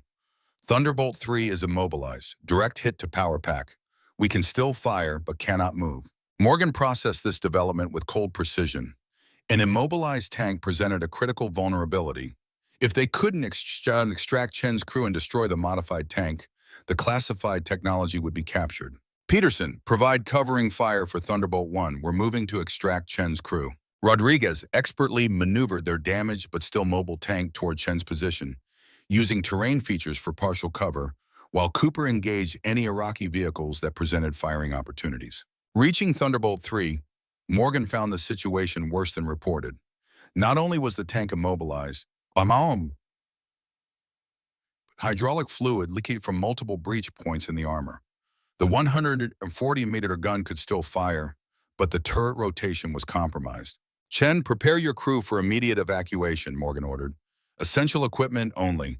We'll pick you up on the eastern side. As Chen's four-man crew gathered critical items and prepared to abandon their vehicle, Morgan made the difficult but necessary decision. Set the demolition charges, he instructed Chen. 30-second delay. Target the breach mechanism and fire control system as primary objectives. Chen nodded grimly, understanding the implications. They were about to destroy millions of dollars worth of classified technology to prevent its capture, along with all evidence of their special mission. Charges set, Chen reported moments later. Timers activated. Morgan directed Rodriguez to position Thunderbolt 1 for rapid extraction. As Chen's crew emerged from their doomed vehicle and sprinted toward Morgan's tank, Iraqi fire intensified. Rounds impacted around them, narrowly missing the exposed soldiers. Covering fire, Morgan ordered Cooper, who immediately engaged the nearest Iraqi tanks with rapid, accurate fire. Chen and two of his crewmen reached Thunderbolt 1 safely, clambering onto the hull and through the commander's hatch into the crowded interior. But his gunner, Specialist Jenkins, was hit by machine gun fire just meters from safety. Without hesitation, Davis leapt from the loader's position, sprinting to the fallen soldier despite the incoming fire. With tremendous strength, he hoisted Jenkins over his shoulder and charged back toward the tank. Morgan provided covering fire with his personal weapon as Davis struggled the last few meters. Just as they reached the tank, Thunderbolt 3 erupted in a controlled explosion, the demolition charges destroying the classified components as designed. Go, go, go, Morgan shouted as Davis and Jenkins were pulled aboard. Rodriguez didn't need the encouragement, already accelerating Thunderbolt 1 away from the devastating crossfire. Peterson's tank provided additional covering fire, destroying 3 more Iraqi vehicles that attempted to pursue. Thunderbolt actual to Whiskey 6, Morgan transmitted urgently. We are conducting emergency extraction. 1 tank lost, 1 crew member wounded. Request immediate close air support at our position. Colonel Wilson's response was immediate. Air support inbound, ETA 4 minutes. Extraction helicopters diverted to Checkpoint Echo. Proceed there immediately. Morgan relayed the new destination to Peterson, and both remaining tanks pushed their engines to maximum output, creating distance from the pursuing Iraqi forces. Behind them, the burning hulk of Thunderbolt 3 ensured the secret of their 140mm gun would not fall into enemy hands. How's Jenkins? Morgan asked as Davis administered first aid in the cramped confines of the tank. Through and through, left shoulder, Davis reported. He's lost blood but should make it if we get him to a field hospital soon. Morgan nodded, relieved that their first casualty wasn't more severe. But the loss of Thunderbolt 3 represented a significant blow to their operational capability. With only 2 modified tanks remaining, their ability to influence the broader battlefield would be diminished. As they raced toward Checkpoint Echo, the distinctive sound of A-10 Thunderbolt 2 attack aircraft rumbled overhead. The Warthogs swooped low over the pursuing Iraqi formation, their devastating 30mm cannon fire chewing through armored vehicles with brutal efficiency. Air support is engaging, Peterson reported with evident relief. Looks like they're breaking off pursuit. Morgan checked their position. They were still 15 kilometers from Checkpoint Echo, but the immediate threat had been neutralized by the timely air support. Whiskey 6 to Thunderbolt Actual, Wilson's voice crackled over the secure channel. Be advised, we're implementing Contingency Plan Delta. Your unit is being withdrawn from forward operations effective immediately. Morgan acknowledged the order without surprise. The compromise of their position and capabilities had rendered Thunderbolt platoon's continued deployment untenable. As they approached Checkpoint Echo, Morgan saw transport helicopters waiting, rotors already spinning in anticipation of their arrival. Medical personnel stood ready to receive the wounded Jenkins, while security teams established a perimeter around the extraction zone. Peterson brought Thunderbolt 2 alongside Morgan's tank, both vehicles grinding to a halt near the helicopters. The two tank commanders exchanged a long look across the short distance separating their vehicles, a wordless communication born of shared combat experience. They had accomplished their mission, destroying dozens of enemy tanks and saving countless American lives in the process. But they had also lost one of their modified tanks and nearly lost a crew. The cold equation of warfare had balanced in their favor, but the cost had been real nonetheless. As the wounded Jenkins was transferred to a waiting medevac helicopter, Morgan gathered his expanded crew. We're being withdrawn, he informed them simply. The project has been compromised. What happens now, sir? Chen asked, his expression betraying the anxiety they all felt about the implications of their mission's premature conclusion. Morgan wished he had a clear answer. We follow orders, return to the secure facility, debrief. Beyond that, he shrugged, above our pay grade. As the helicopters prepared for departure, Morgan took a final look at Thunderbolt 1, the modified tank that had carried them through so many one-sided engagements. Its elongated 100 mm, the secret heart of Project Thunderbolt, would soon be removed, the evidence of their classified mission systematically erased from the historical record. Davis joined him, following his gaze. End of the line for our special advantage. Morgan nodded, but not for the questions it raised. Sir? About warfare, about technology, about what happens when the playing field becomes so uneven that it's not really combat anymore. Morgan turned to face his old friend, and about what we tell ourselves afterward. Davis understood. They had been executioners more than warriors during their brief deployment, dealing death from beyond the horizon to enemies who couldn't effectively fight back. Until today, when the technological gap had narrowed just enough to remind them of their own mortality. Transport ready, sir, a crew chief called from the lead helicopter. Morgan nodded, turning away from the tanks that would be returned to the secret facility under separate escort. Time to go. As the helicopters lifted off, carrying the men of Thunderbolt platoon away from the front lines, Morgan felt the weight of command shifting slightly on his shoulders. The immediate tactical responsibilities were ending, but the burden of the secret they carried and the decisions they had made would remain with them long after the war ended. Fort Benning, Georgia, present day. Morgan stood at the window of his hotel room, watching as the final day of the Gulf War Veterans Reunion unfolded on the parade grounds below. Veterans in varying states of physical decline mingled with active duty soldiers, an intergenerational exchange of war stories and mutual respect. The bright Georgia sun cast harsh shadows across the scene, much like memory itself, some aspects brilliantly illuminated, others obscured in darkness. 3 days had passed since his encounter with Ahmed al-Jabouri. 3 days since his son had confronted him with questions about missions that officially never happened. 3 days of remembering what he'd spent 30 years trying to forget. A knock at the door pulled Morgan from his thoughts. He opened it to find Davis, Cooper, and Rodriguez waiting in the hallway. His old crew had spent the morning touring the Armor School's museum, a carefully curated history that, like so many official narratives, contains strategic omissions. They've got a whole section on Desert Storm tanks, Cooper reported as they entered. 3 different Abrams variants on display, not a single mention of the 140mm gun system. What did you expect? Rodriguez asked. A special exhibit on classified weapons that violated international treaties? Morgan gestured for them to sit. Despite the reunion's scheduled activities, they had tacitly agreed to spend their final day together, away from the ceremonial functions and supervised reminiscences. Some memories could only be shared among those who had lived them. My son wants to meet with us, Morgan announced. All of us. Says he's found something important in the archives. Davis raised an eyebrow. What kind of something? He wouldn't say over the phone, just that it relates to Project Thunderbolt. The 3 men exchanged concerned glances. 30 years of silence had become second nature. The non-disclosure agreements they had signed before leaving Kuwait remained technically in force, though the classified nature of their mission had likely been downgraded through the natural declassification process that applied to most military operations. Could be nothing, Cooper suggested.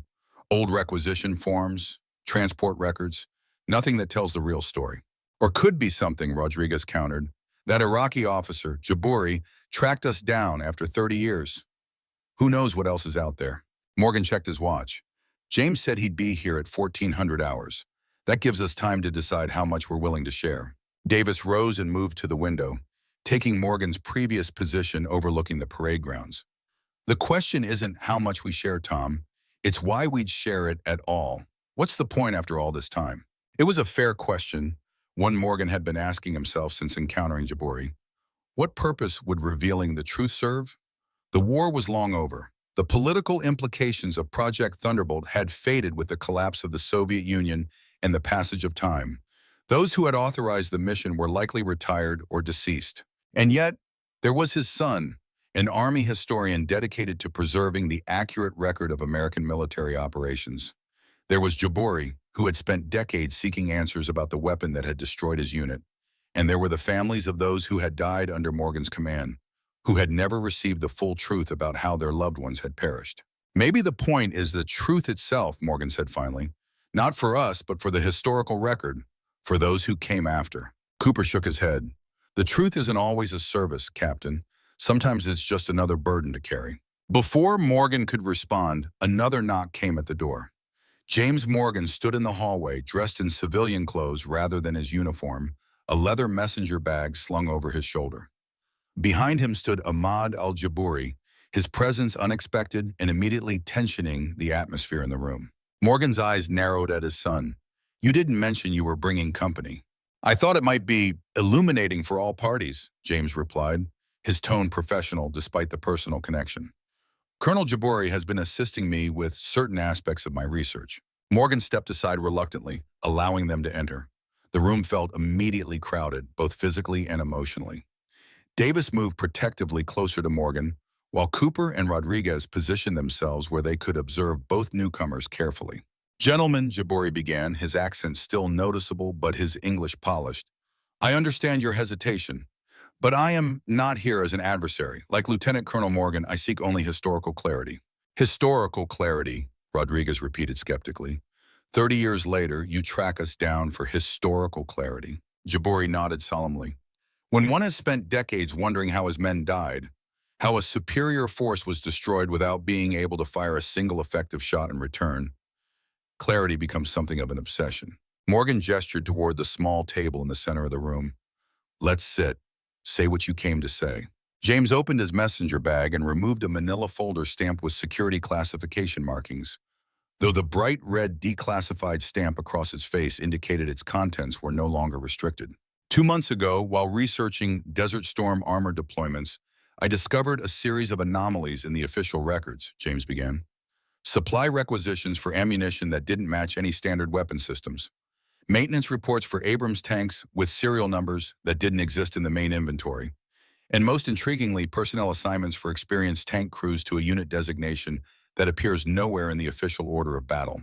He opened the folder, spreading several documents across the table. Morgan recognized some of them, sanitized versions of the orders that had temporarily assigned his crew to special training during the critical phase of Project Thunderbolt. I might have dismissed these as administrative errors, James continued, but the pattern was too consistent. Someone had attempted to create a paper trail that would withstand casual scrutiny while concealing the existence of something significant. Jabouri leaned forward, tapping one of the documents. When I emigrated to the United States in 2008, I brought with me certain records from my time with the Republican Guard. Among them, after-action reports describing encounters with American tanks that could engage and destroy our T-72s from beyond our effective range. That could have been in any number of factors, Cooper interjected. Superior optics, better trained crews, lucky shots. Perhaps, Jabouri acknowledged, but the reports were consistent across multiple independent units, and they all described the same phenomenon. Destruction from a distance that exceeded the known capabilities of the M1A1 Abrams's 120mm gun. James retrieved another document from his folder. 3 weeks ago, I found this in a batch of recently declassified files from the Defense Advanced Research Projects Agency. It's a technical assessment of something called Project Thunderbolt, a field trial of an experimental 140mm gun system mounted on modified M1A1 Abrams tanks during Operation Desert Storm. Morgan felt his pulse quicken. The document James held was unmistakably genuine. It contained technical specifications of the modified tanks that only someone involved in the program would know. The report is incomplete, James added. It references operational data that isn't included, but it confirms the existence of the program and its deployment to Kuwait in 1991. The room fell silent as the four veterans absorbed the implications. Part of their secret mission had been declassified without their knowledge, leaving them in the uncertain position of not knowing exactly what remained restricted and what was now in the public domain. That still doesn't explain why you're here, Davis said finally, addressing Jabori directly. Why does this matter to you after all this time? Jabori's expression remained composed, but his eyes reflected a deep, controlled emotion. Because 43 men under my command died in a single engagement near Al-Busaya. 43 men whose families received the same inadequate explanations that I suspect your government provided to your own casualties. They deserve the dignity of an accurate accounting of how they died, as do the American soldiers lost in this Project Thunderbolt. Morgan studied the Iraqi officer's face, searching for signs of resentment or accusation. He found none, only the weariness of a fellow commander who had carried the same burden of responsibility for those under his command. What exactly are you asking of us? Morgan inquired cautiously. James answered instead of Jabori. I'm assembling a comprehensive history of armored warfare during Desert Storm. With the partial declassification of Project Thunderbolt, there's an opportunity to document what actually happened, not just the sanitized version that appears in current historical accounts. You want us to go on record, Cooper surmised, to talk about classified operations we swore never to reveal. I want the truth, James replied simply. Whatever portions of it you are legally permitted to share. The DARPA document establishes the program's existence, which means discussing its basic parameters is no longer prohibited. Morgan exchanged glances with his crew. The boundaries of their obligation to secrecy had suddenly become ambiguous. If the program itself was now acknowledged in declassified documents, what remained forbidden territory? If we were to consider this, Morgan said carefully, we would need assurances about how the information would be used, and official clarification on what aspects remain classified. James nodded. I can submit a formal request through Army historical channels for guidance on classification boundaries. As for how the information would be used, it would form part of the official historical record, with appropriate contextual information about the emergency conditions under which the system was deployed. Jabori added, for my part, I seek only to complete my own understanding of those events, not for recrimination but for closure, for myself and for the families of my men. Morgan rose from the table and moved to the window again, needing space to think. The room waited in respectful silence as he weighed 30 years of imposed secrecy against the pull of historical truth. He thought of Chen's crew, of Specialist Jenkins taking a bullet during their extraction. He thought of the men in Alpha 2, 3, and 4, his original platoon, lost in that first disastrous encounter that had led to Project Thunderbolt's emergency deployment. All of them had died or risked their lives in service to a mission that had been systematically erased from official records. We need to discuss this privately, Morgan decided, turning back to face the room. The four of us, without prejudice to whatever decision we reach. James gathered his documents, understanding the dismissal. Of course. When would you like to reconvene? Tomorrow morning. 0900, here. Morgan's tone made it clear the matter was settled for now. As James and Jabori prepared to depart, the Iraqi officer paused at the door. Captain Morgan, regardless of your decision, I want you to know something. Your actions, while devastating to my unit, were conducted according to the rules of warfare. I have never questioned the professionalism or honor of the soldiers who defeated us, only the nature of the weapon they wielded.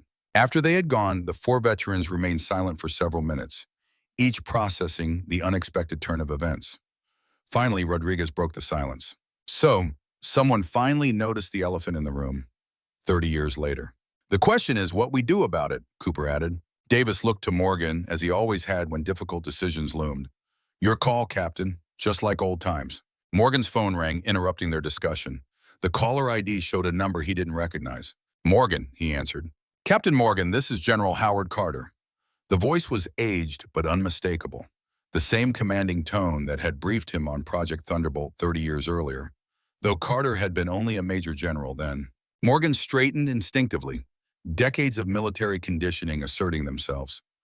"General, this is unexpected.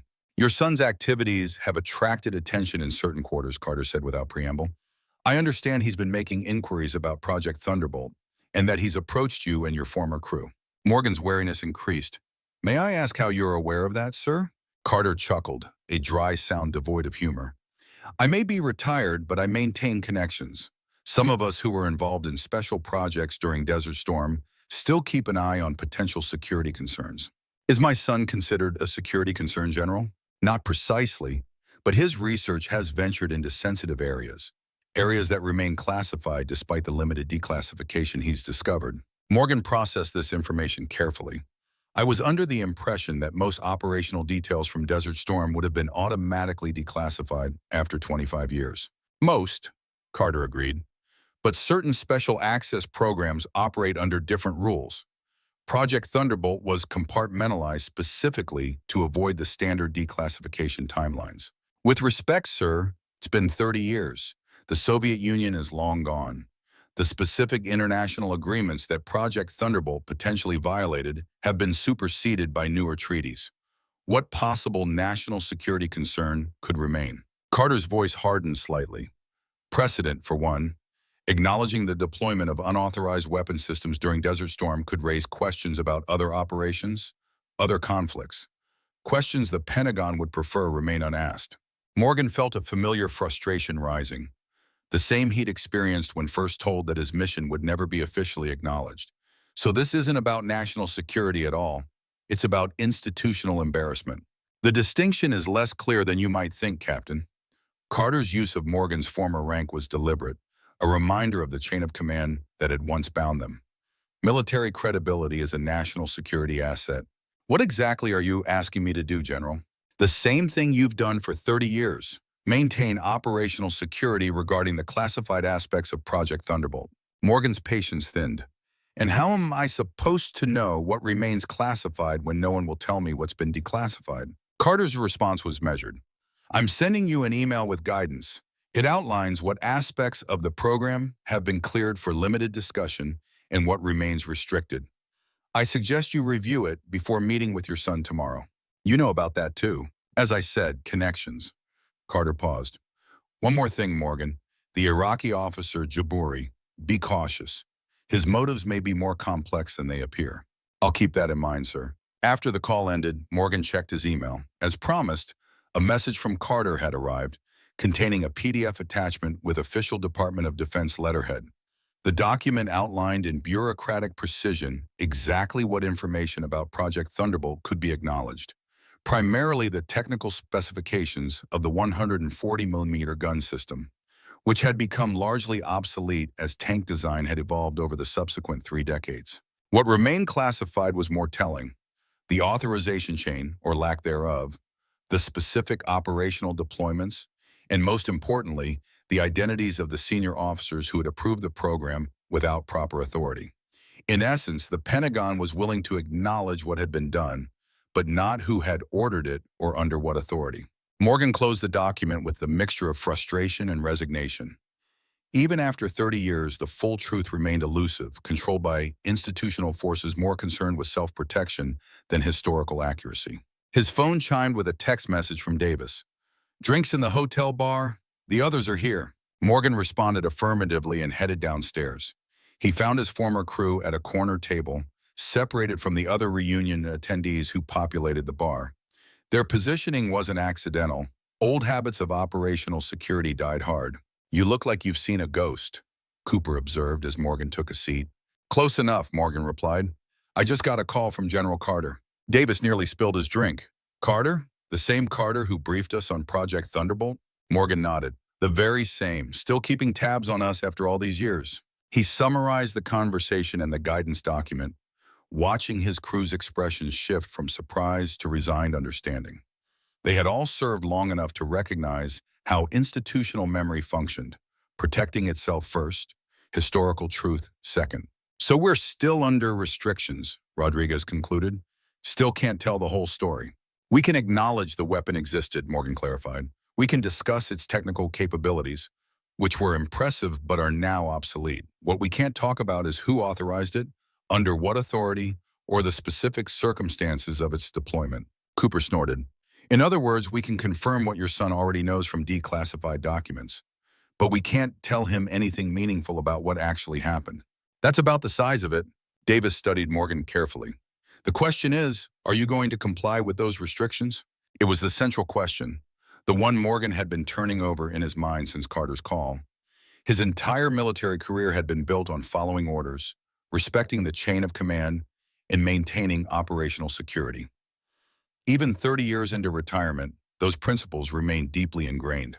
But against them stood other values, historical truth, accountability, and the proper acknowledgement of sacrifice. The men who had died deserved to have their stories told accurately, not hidden behind sanitized official accounts that obscured the real circumstances of their deaths. I haven't decided, Morgan admitted, but I know this. Whatever I share or don't share with my son won't be determined by Carter's guidance document.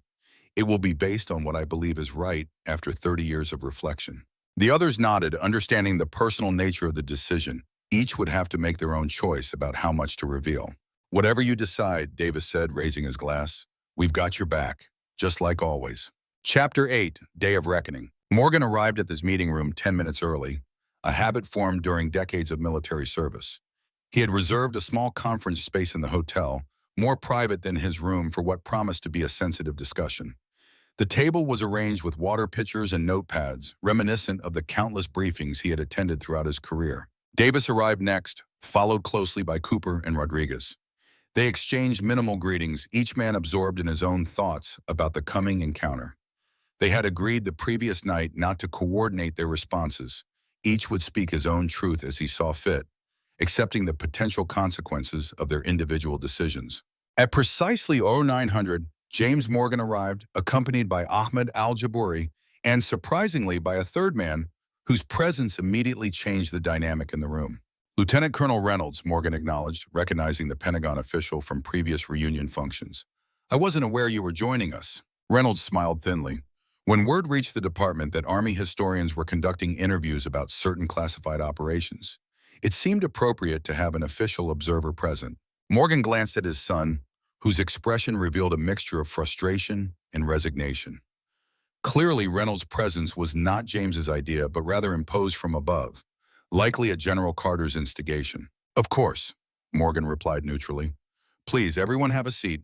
As they arranged themselves around the table, Morgan noted the subtle positioning. Reynolds placed himself where he could observe everyone's faces. Jabouri sat slightly apart, his notebook and recording device carefully arranged before him. James took a position that allowed him to address everyone equally. Before we begin, Reynolds said, placing a document on the table, I'd like to clarify the parameters of this discussion. This memorandum outlines the current classification status of Project Thunderbolt and specifies which aspects remain restricted from public disclosure. Morgan recognized the document, identical to the one Carter had emailed him the previous night. We've seen this, Lieutenant Colonel. General Carter was kind enough to provide advance copies. Reynolds appeared momentarily surprised by this revelation, but quickly recovered. Excellent. Then you understand the boundaries of what can be discussed today. James cleared his throat. With respect, sir, this document was not available when I initiated this research. How was I supposed to know what aspects of a program I discovered through declassified records remain classified? That's precisely why I'm here, Lieutenant Colonel Morgan, Reynolds replied, to provide clarity and ensure compliance with ongoing security requirements. The institutional dance was familiar to Morgan, the careful management of information, the controlled narrative. He had participated in it himself throughout his career. But now, sitting on the other side of the table, he found it increasingly frustrating. Perhaps we should begin, Jabouri suggested quietly. Time is limited, and there is much history to discuss. James activated his recording device, stating the date and names of all present for the record. As I explained yesterday, I'm compiling a comprehensive history of armored warfare during Operation Desert Storm. Through declassified DARPA documents, I've confirmed the existence of Project Thunderbolt, a field deployment of modified M1A1 Abrams tanks equipped with experimental 140 mm gun systems. He looked directly at his father. What I'm seeking today is first-hand testimony from those who operated these systems in combat conditions. Within appropriate security guidelines, of course, he added, nodding toward Reynolds. Morgan studied his son's face, seeing in it the same determination that had characterized his own pursuit of truth throughout his military career. James was a historian to his core, committed to accurate documentation of events, regardless of political considerations. Before I address your questions, Morgan began carefully, I'd like to understand something. Colonel Jabouri, you commanded Iraqi armor units during Desert Storm. What is your interest in this particular weapon system? Jabouri met Morgan's gaze steadily. As I mentioned yesterday, Captain, my unit encountered American tanks with extraordinary range capabilities during the conflict. Specifically on February 12, 1991, near Al-Busaya, my battalion lost 12 T-72 tanks in a span of minutes, all destroyed at ranges exceeding the known capabilities of standard Abrams tanks. He opened a weathered notebook. Our after-action analysis confirmed that the tanks were hit by projectiles larger than the standard 120 mm rounds, with penetration characteristics that matched no known Western ammunition type. For 30 years, this has remained an unresolved question in my professional assessment of the battle. Reynolds shifted uncomfortably. I should note that specific engagement details remain classified under current guidelines. Morgan ignored the warning. Colonel Jabouri, were you personally present during this engagement? I was, commanding from the 14th vehicle in our formation. By the time the first tanks were hit, I ordered evasive maneuvers, but it made little difference. The precision and range of the fire was unprecedented in my experience. Morgan nodded slowly. And you're certain it was my tank that engaged your formation? Not initially, but over years of research, comparing unit locations, engagement timelines, and the process of elimination, I became convinced that your platoon was responsible. Your presence at this reunion confirmed my suspicions. The room fell silent as Morgan absorbed this information. Across the table sat a man whose unit he had devastated from beyond the horizon, a professional soldier who had spent decades seeking to understand exactly what had happened on that distant desert battlefield. Captain Morgan, James prompted gently, can you confirm your involvement with Project Thunderbolt? Morgan glanced at Reynolds, who maintained a carefully neutral expression, then at his former crew. Davis gave an almost imperceptible nod, permission to proceed as Morgan saw fit, with the crew's support. I can confirm, Morgan stated deliberately, that in January 1991, I was temporarily reassigned from my regular platoon to a special project involving modified Abrams tanks. The modifications included installation of experimental 140 mm gun systems capable of engaging targets at ranges up to 4,000 meters with depleted uranium penetrators. Reynolds remained silent, as this information fell within the approved disclosure parameters. And did you operate these modified tanks in combat conditions? James asked. Morgan paused, knowing his next statement would cross the line established in Carter's guidance document. I did, as platoon commander for a special unit designated Thunderbolt Platoon, consisting of 3 modified tanks. James made notes, his expression professionally composed despite the significance of his father's confirmation. Can you describe the operational parameters of your deployment? Before Morgan could respond, Reynolds interjected.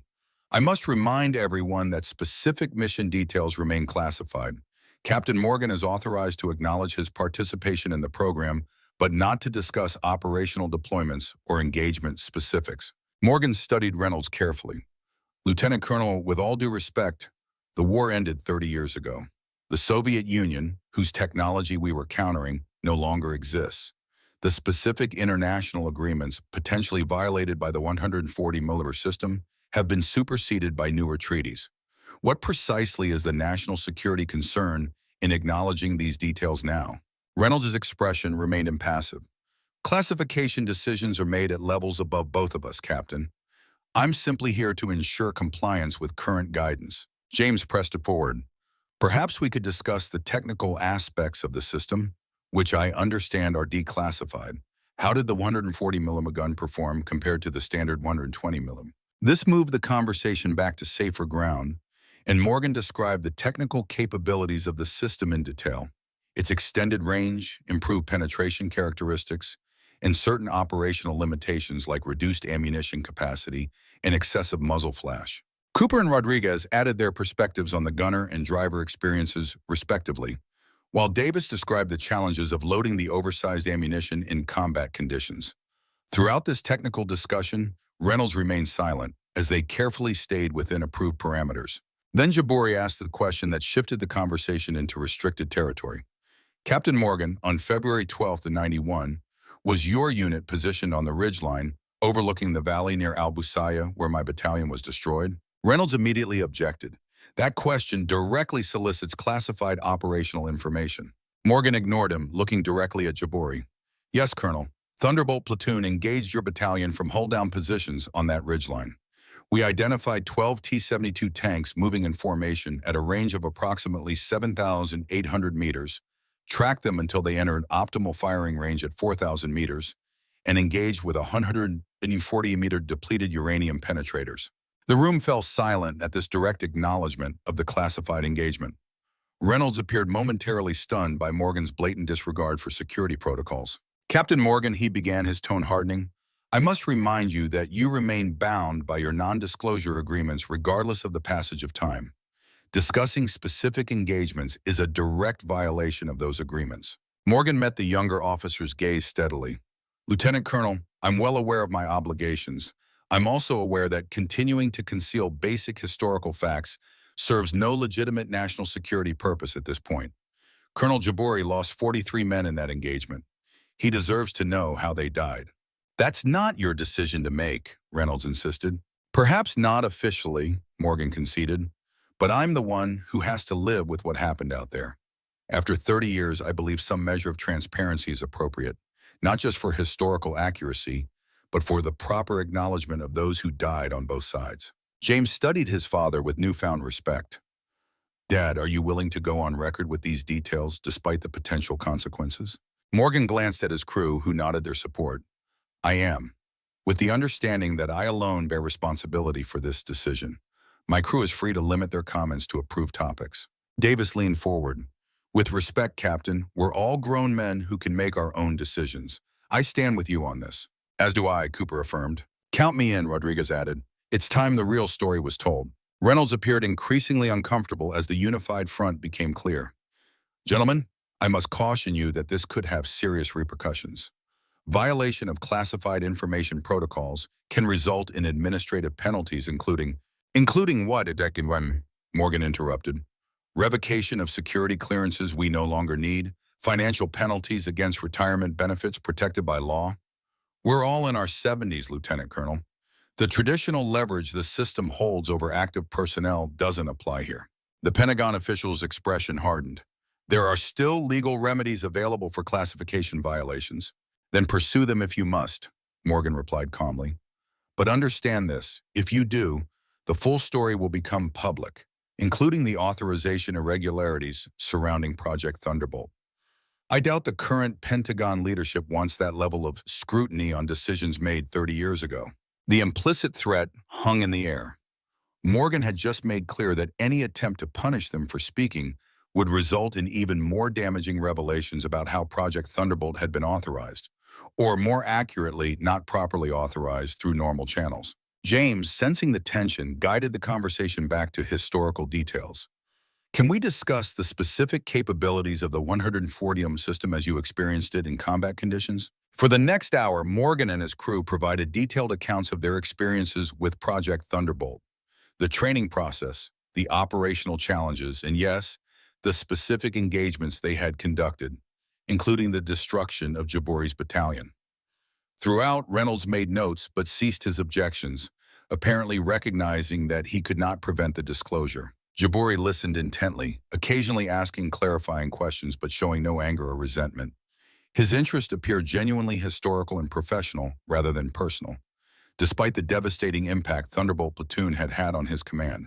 When they reached the account of their final engagement, the compromise of their position, the loss of Thunderbolt 3, and their emergency extraction, James asked the question that went to the heart of the ethical complexity surrounding the mission. How did you reconcile the one-sided nature of these engagements? You were essentially able to destroy enemy forces without them having any effective means of fighting back. Morgan considered the question carefully. In the moment, our focus was on mission accomplishment and protecting our own forces. The tactical advantage provided by the 140mm system meant fewer American casualties, which was our primary concern. He paused, looking directly at Jabori. But afterward, during the extraction and in the years since, I've thought about the nature of what we were doing. It wasn't combat in the traditional sense. The technological gap was so significant that it became something else entirely, more execution than battle.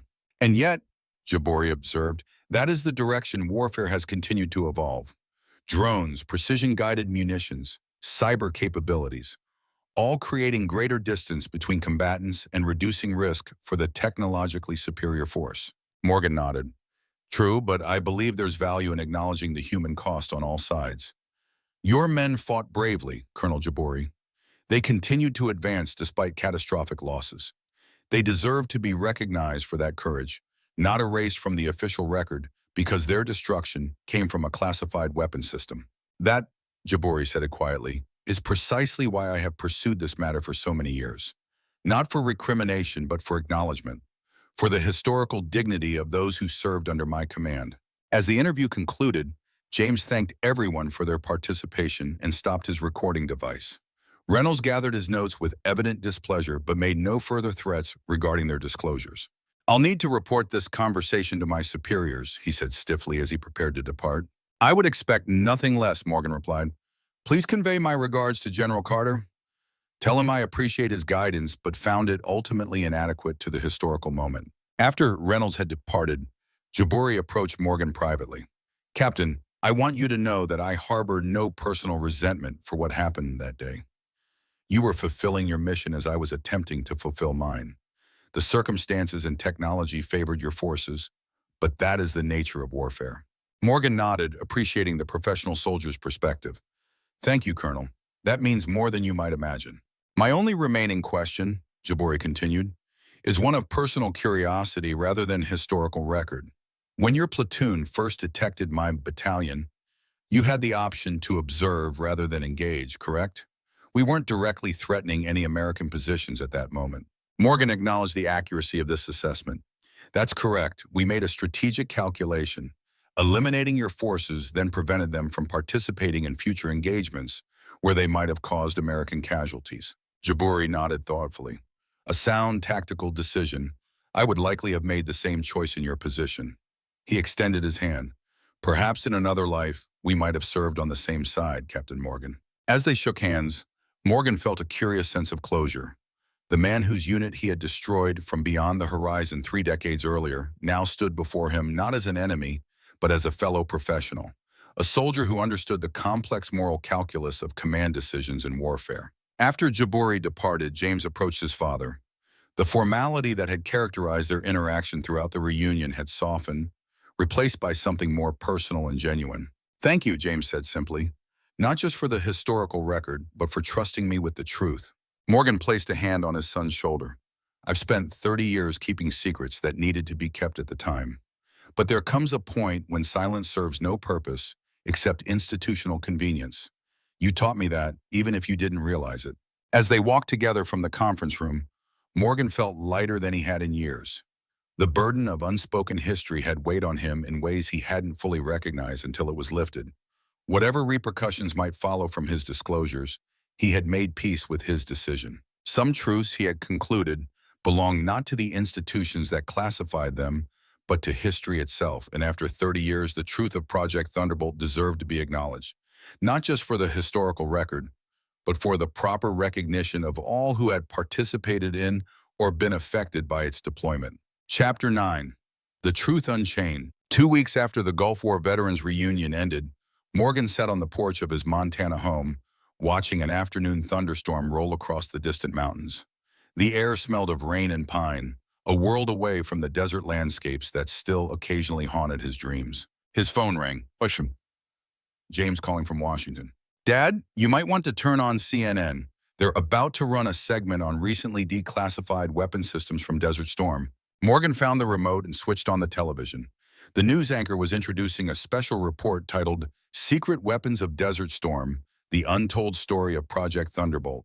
The screen showed archival footage of M1A1 Abrams tanks during Desert Storm, intercut with technical diagrams of the 100 gun system.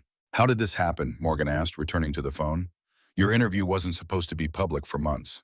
It wasn't my doing, James replied. Someone at the Pentagon made the decision to get ahead of the story. After Reynolds reported your disclosures, they apparently concluded that a controlled release of information was preferable to having it leak piecemeal.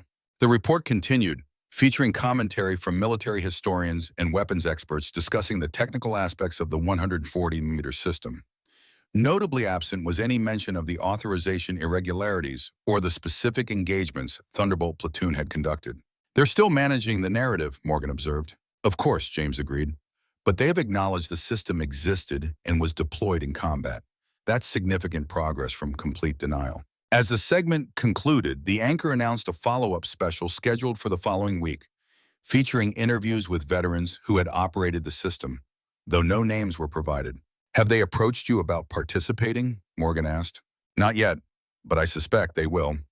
Once they realize my historical research is going to be published regardless, they'll want to establish the official version of events. Morgan smiled at his son's insight. You understand how the system works. I learned from the best, James replied. There's something else. General Carter has been trying to reach you. He called my office looking for your current contact information. Morgan frowned. Did you give it to him? I said I'd pass along his request. The decision is yours. Morgan considered this development. Carter's call before the reunion had been a transparent attempt to maintain the secrecy surrounding Project Thunderbolt.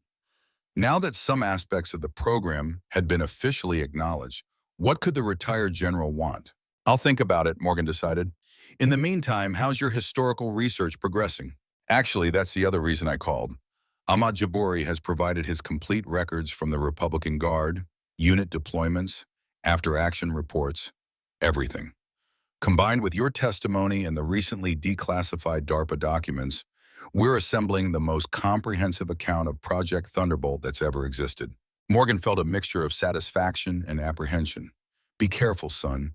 There are still aspects of that program that powerful people would prefer remain buried.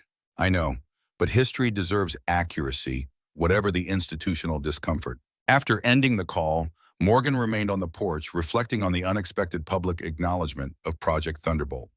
For 30 years, he and his crew had maintained silence about their classified mission, believing the truth would never be officially recognized. Now, suddenly, parts of that truth were being incorporated into the authorized historical narrative, albeit in a carefully controlled fashion. His phone rang again. This time, the caller ID displayed unknown. Morgan, he answered cautiously. It's Carter. I assume you've seen the news. Morgan muted the television, which was still showing related Desert Storm footage. I have. Quite a change in policy from 2 weeks ago. Carter sighed audibly. Circumstances evolve, Morgan. After your disclosures to your son and that Iraqi officer, certain decisions had to be made at senior levels. Damage control, Morgan translated. Information management, Carter corrected. Some aspects of Project Thunderbolt remain sensitive even after 30 years. The authorization chain, Morgan guessed. The fact that the Secretary of Defense and Joint Chiefs were never formally briefed on the deployment of a weapon system that potentially violated international agreements. Carter's voice hardened. Precisely the details that should remain restricted, regardless of the technical disclosures now being permitted. Why are you calling, General? To remind me of my obligations regarding those aspects of the mission? Partially, Carter admitted, but also to inform you that you and your crew have been formally cleared to discuss the technical and operational aspects of the program within certain parameters. You'll be receiving written guidance shortly. Morgan almost laughed at the irony. So now we're officially authorized to discuss what we've already revealed and what CNN is currently broadcasting to the world. The system is sometimes reactive rather than proactive, Carter acknowledged with a hint of dry humor. But this official clearance protects you from any potential repercussions for your previous disclosures. Morgan understood the unspoken bargain. In exchange for formal permission to discuss the now acknowledged aspects of Project Thunderbolt, he was expected to maintain silence about the authorization irregularities in command decisions that remain politically sensitive. I appreciate the consideration, General, but I made my decision about what deserved to be part of the historical record 2 weeks ago. I stand by that decision. Morgan, Carter began, his tone warning. Let me be clear, Morgan interrupted. I have no interest in embarrassing the institution or individuals who made difficult decisions under wartime conditions. But I won't actively perpetuate a sanitized version of events either. The historical record deserves better than that. Carter was silent for a moment. When he spoke again, his voice had lost some of its official rigidity. You know, I've often thought about Project Thunderbolt over the years. Whether we made the right call, deploying that system without full authorization. And what conclusion did you reach? That we saved American lives, Carter said simply. Whatever the procedural irregularities, whatever treaty implications might have existed, we gave our forces a decisive advantage that reduced our casualties. I can live with the administrative sins we committed to achieve that outcome. Morgan understood the general's perspective. In the calculus of command, protecting one's own forces often outweighed procedural considerations or even certain ethical boundaries. I don't disagree with your assessment, General, but 30 years later, doesn't the historical record deserve the full truth? Not to assign blame, but simply to document what actually happened? Carter's response was measured. History is rarely served by absolute transparency, Morgan. Some ambiguities are necessary for institutional functionality. It was the fundamental divide between them. Morgan's growing conviction that historical truth had inherent value versus Carter's institutional perspective that truth must sometimes be managed for greater purposes. Neither view was entirely wrong, but they led to different conclusions about what should now be revealed about Project Thunderbolt. We'll have to disagree on that point, General, but I appreciate the courtesy of your call. After ending the conversation, Morgan stepped off his porch into the light rain that had begun to fall. The storm had moved closer, thunder rumbling across the valley like distant artillery. Nature's reminder that some forces remain beyond human control or classification. His phone chimed with a text message from Davis. Watching CNN, guess our secret's not so secret anymore. Morgan smiled and typed a response. Some of it, anyway. The parts they're comfortable acknowledging. Davis replied almost immediately, will the rest ever come out? It was the question at the heart of Morgan's recent decisions. How much of the truth about Project Thunderbolt would ultimately become part of the historical record? The technical aspects were now being officially acknowledged. The operational deployments would likely follow as James and other historians assembled their accounts. But the authorization irregularities, the potentially violated international agreements, the senior officers who had approved the program without proper authority, those aspects might remain obscured indefinitely. Time will tell, Morgan texted back, but the truth has a way of emerging eventually. He pocketed his phone and walked further into his yard, letting the rain wash over him. After 30 years of maintained silence, partial truths were now being officially sanctioned. It wasn't complete historical accuracy, but it was progress, acknowledgement of a program that had once been erased from official records, recognition of a weapons system that had changed the nature of armored warfare during a crucial conflict. For the men of Thunderbolt Platoon, that acknowledgement provided a measure of validation long denied. For the families of those who had died in encounters with the 140mm gun system, like Jabouri's men, it offered at least partial explanation of how their loved ones had perished. And for historians like James, it opened new avenues for understanding the complex reality of modern warfare. Morgan turned his face to the rain, feeling it wash away some of the burden he had carried since those distant desert operations. The truth might never be fully declassified, but enough had now emerged to honor those who had served, those who had died, and those who had carried the weight of classified operations long after the war had ended. It wasn't perfect resolution. Few things in military or political history ever achieved that standard. But it was enough to begin healing the disconnection between official records and lived experience, between classified operations and historical acknowledgement. For Thomas Steele Morgan, former captain and tank commander, that beginning was sufficient. The rest would come in its own time as truth gradually but inevitably found its way into the light. End.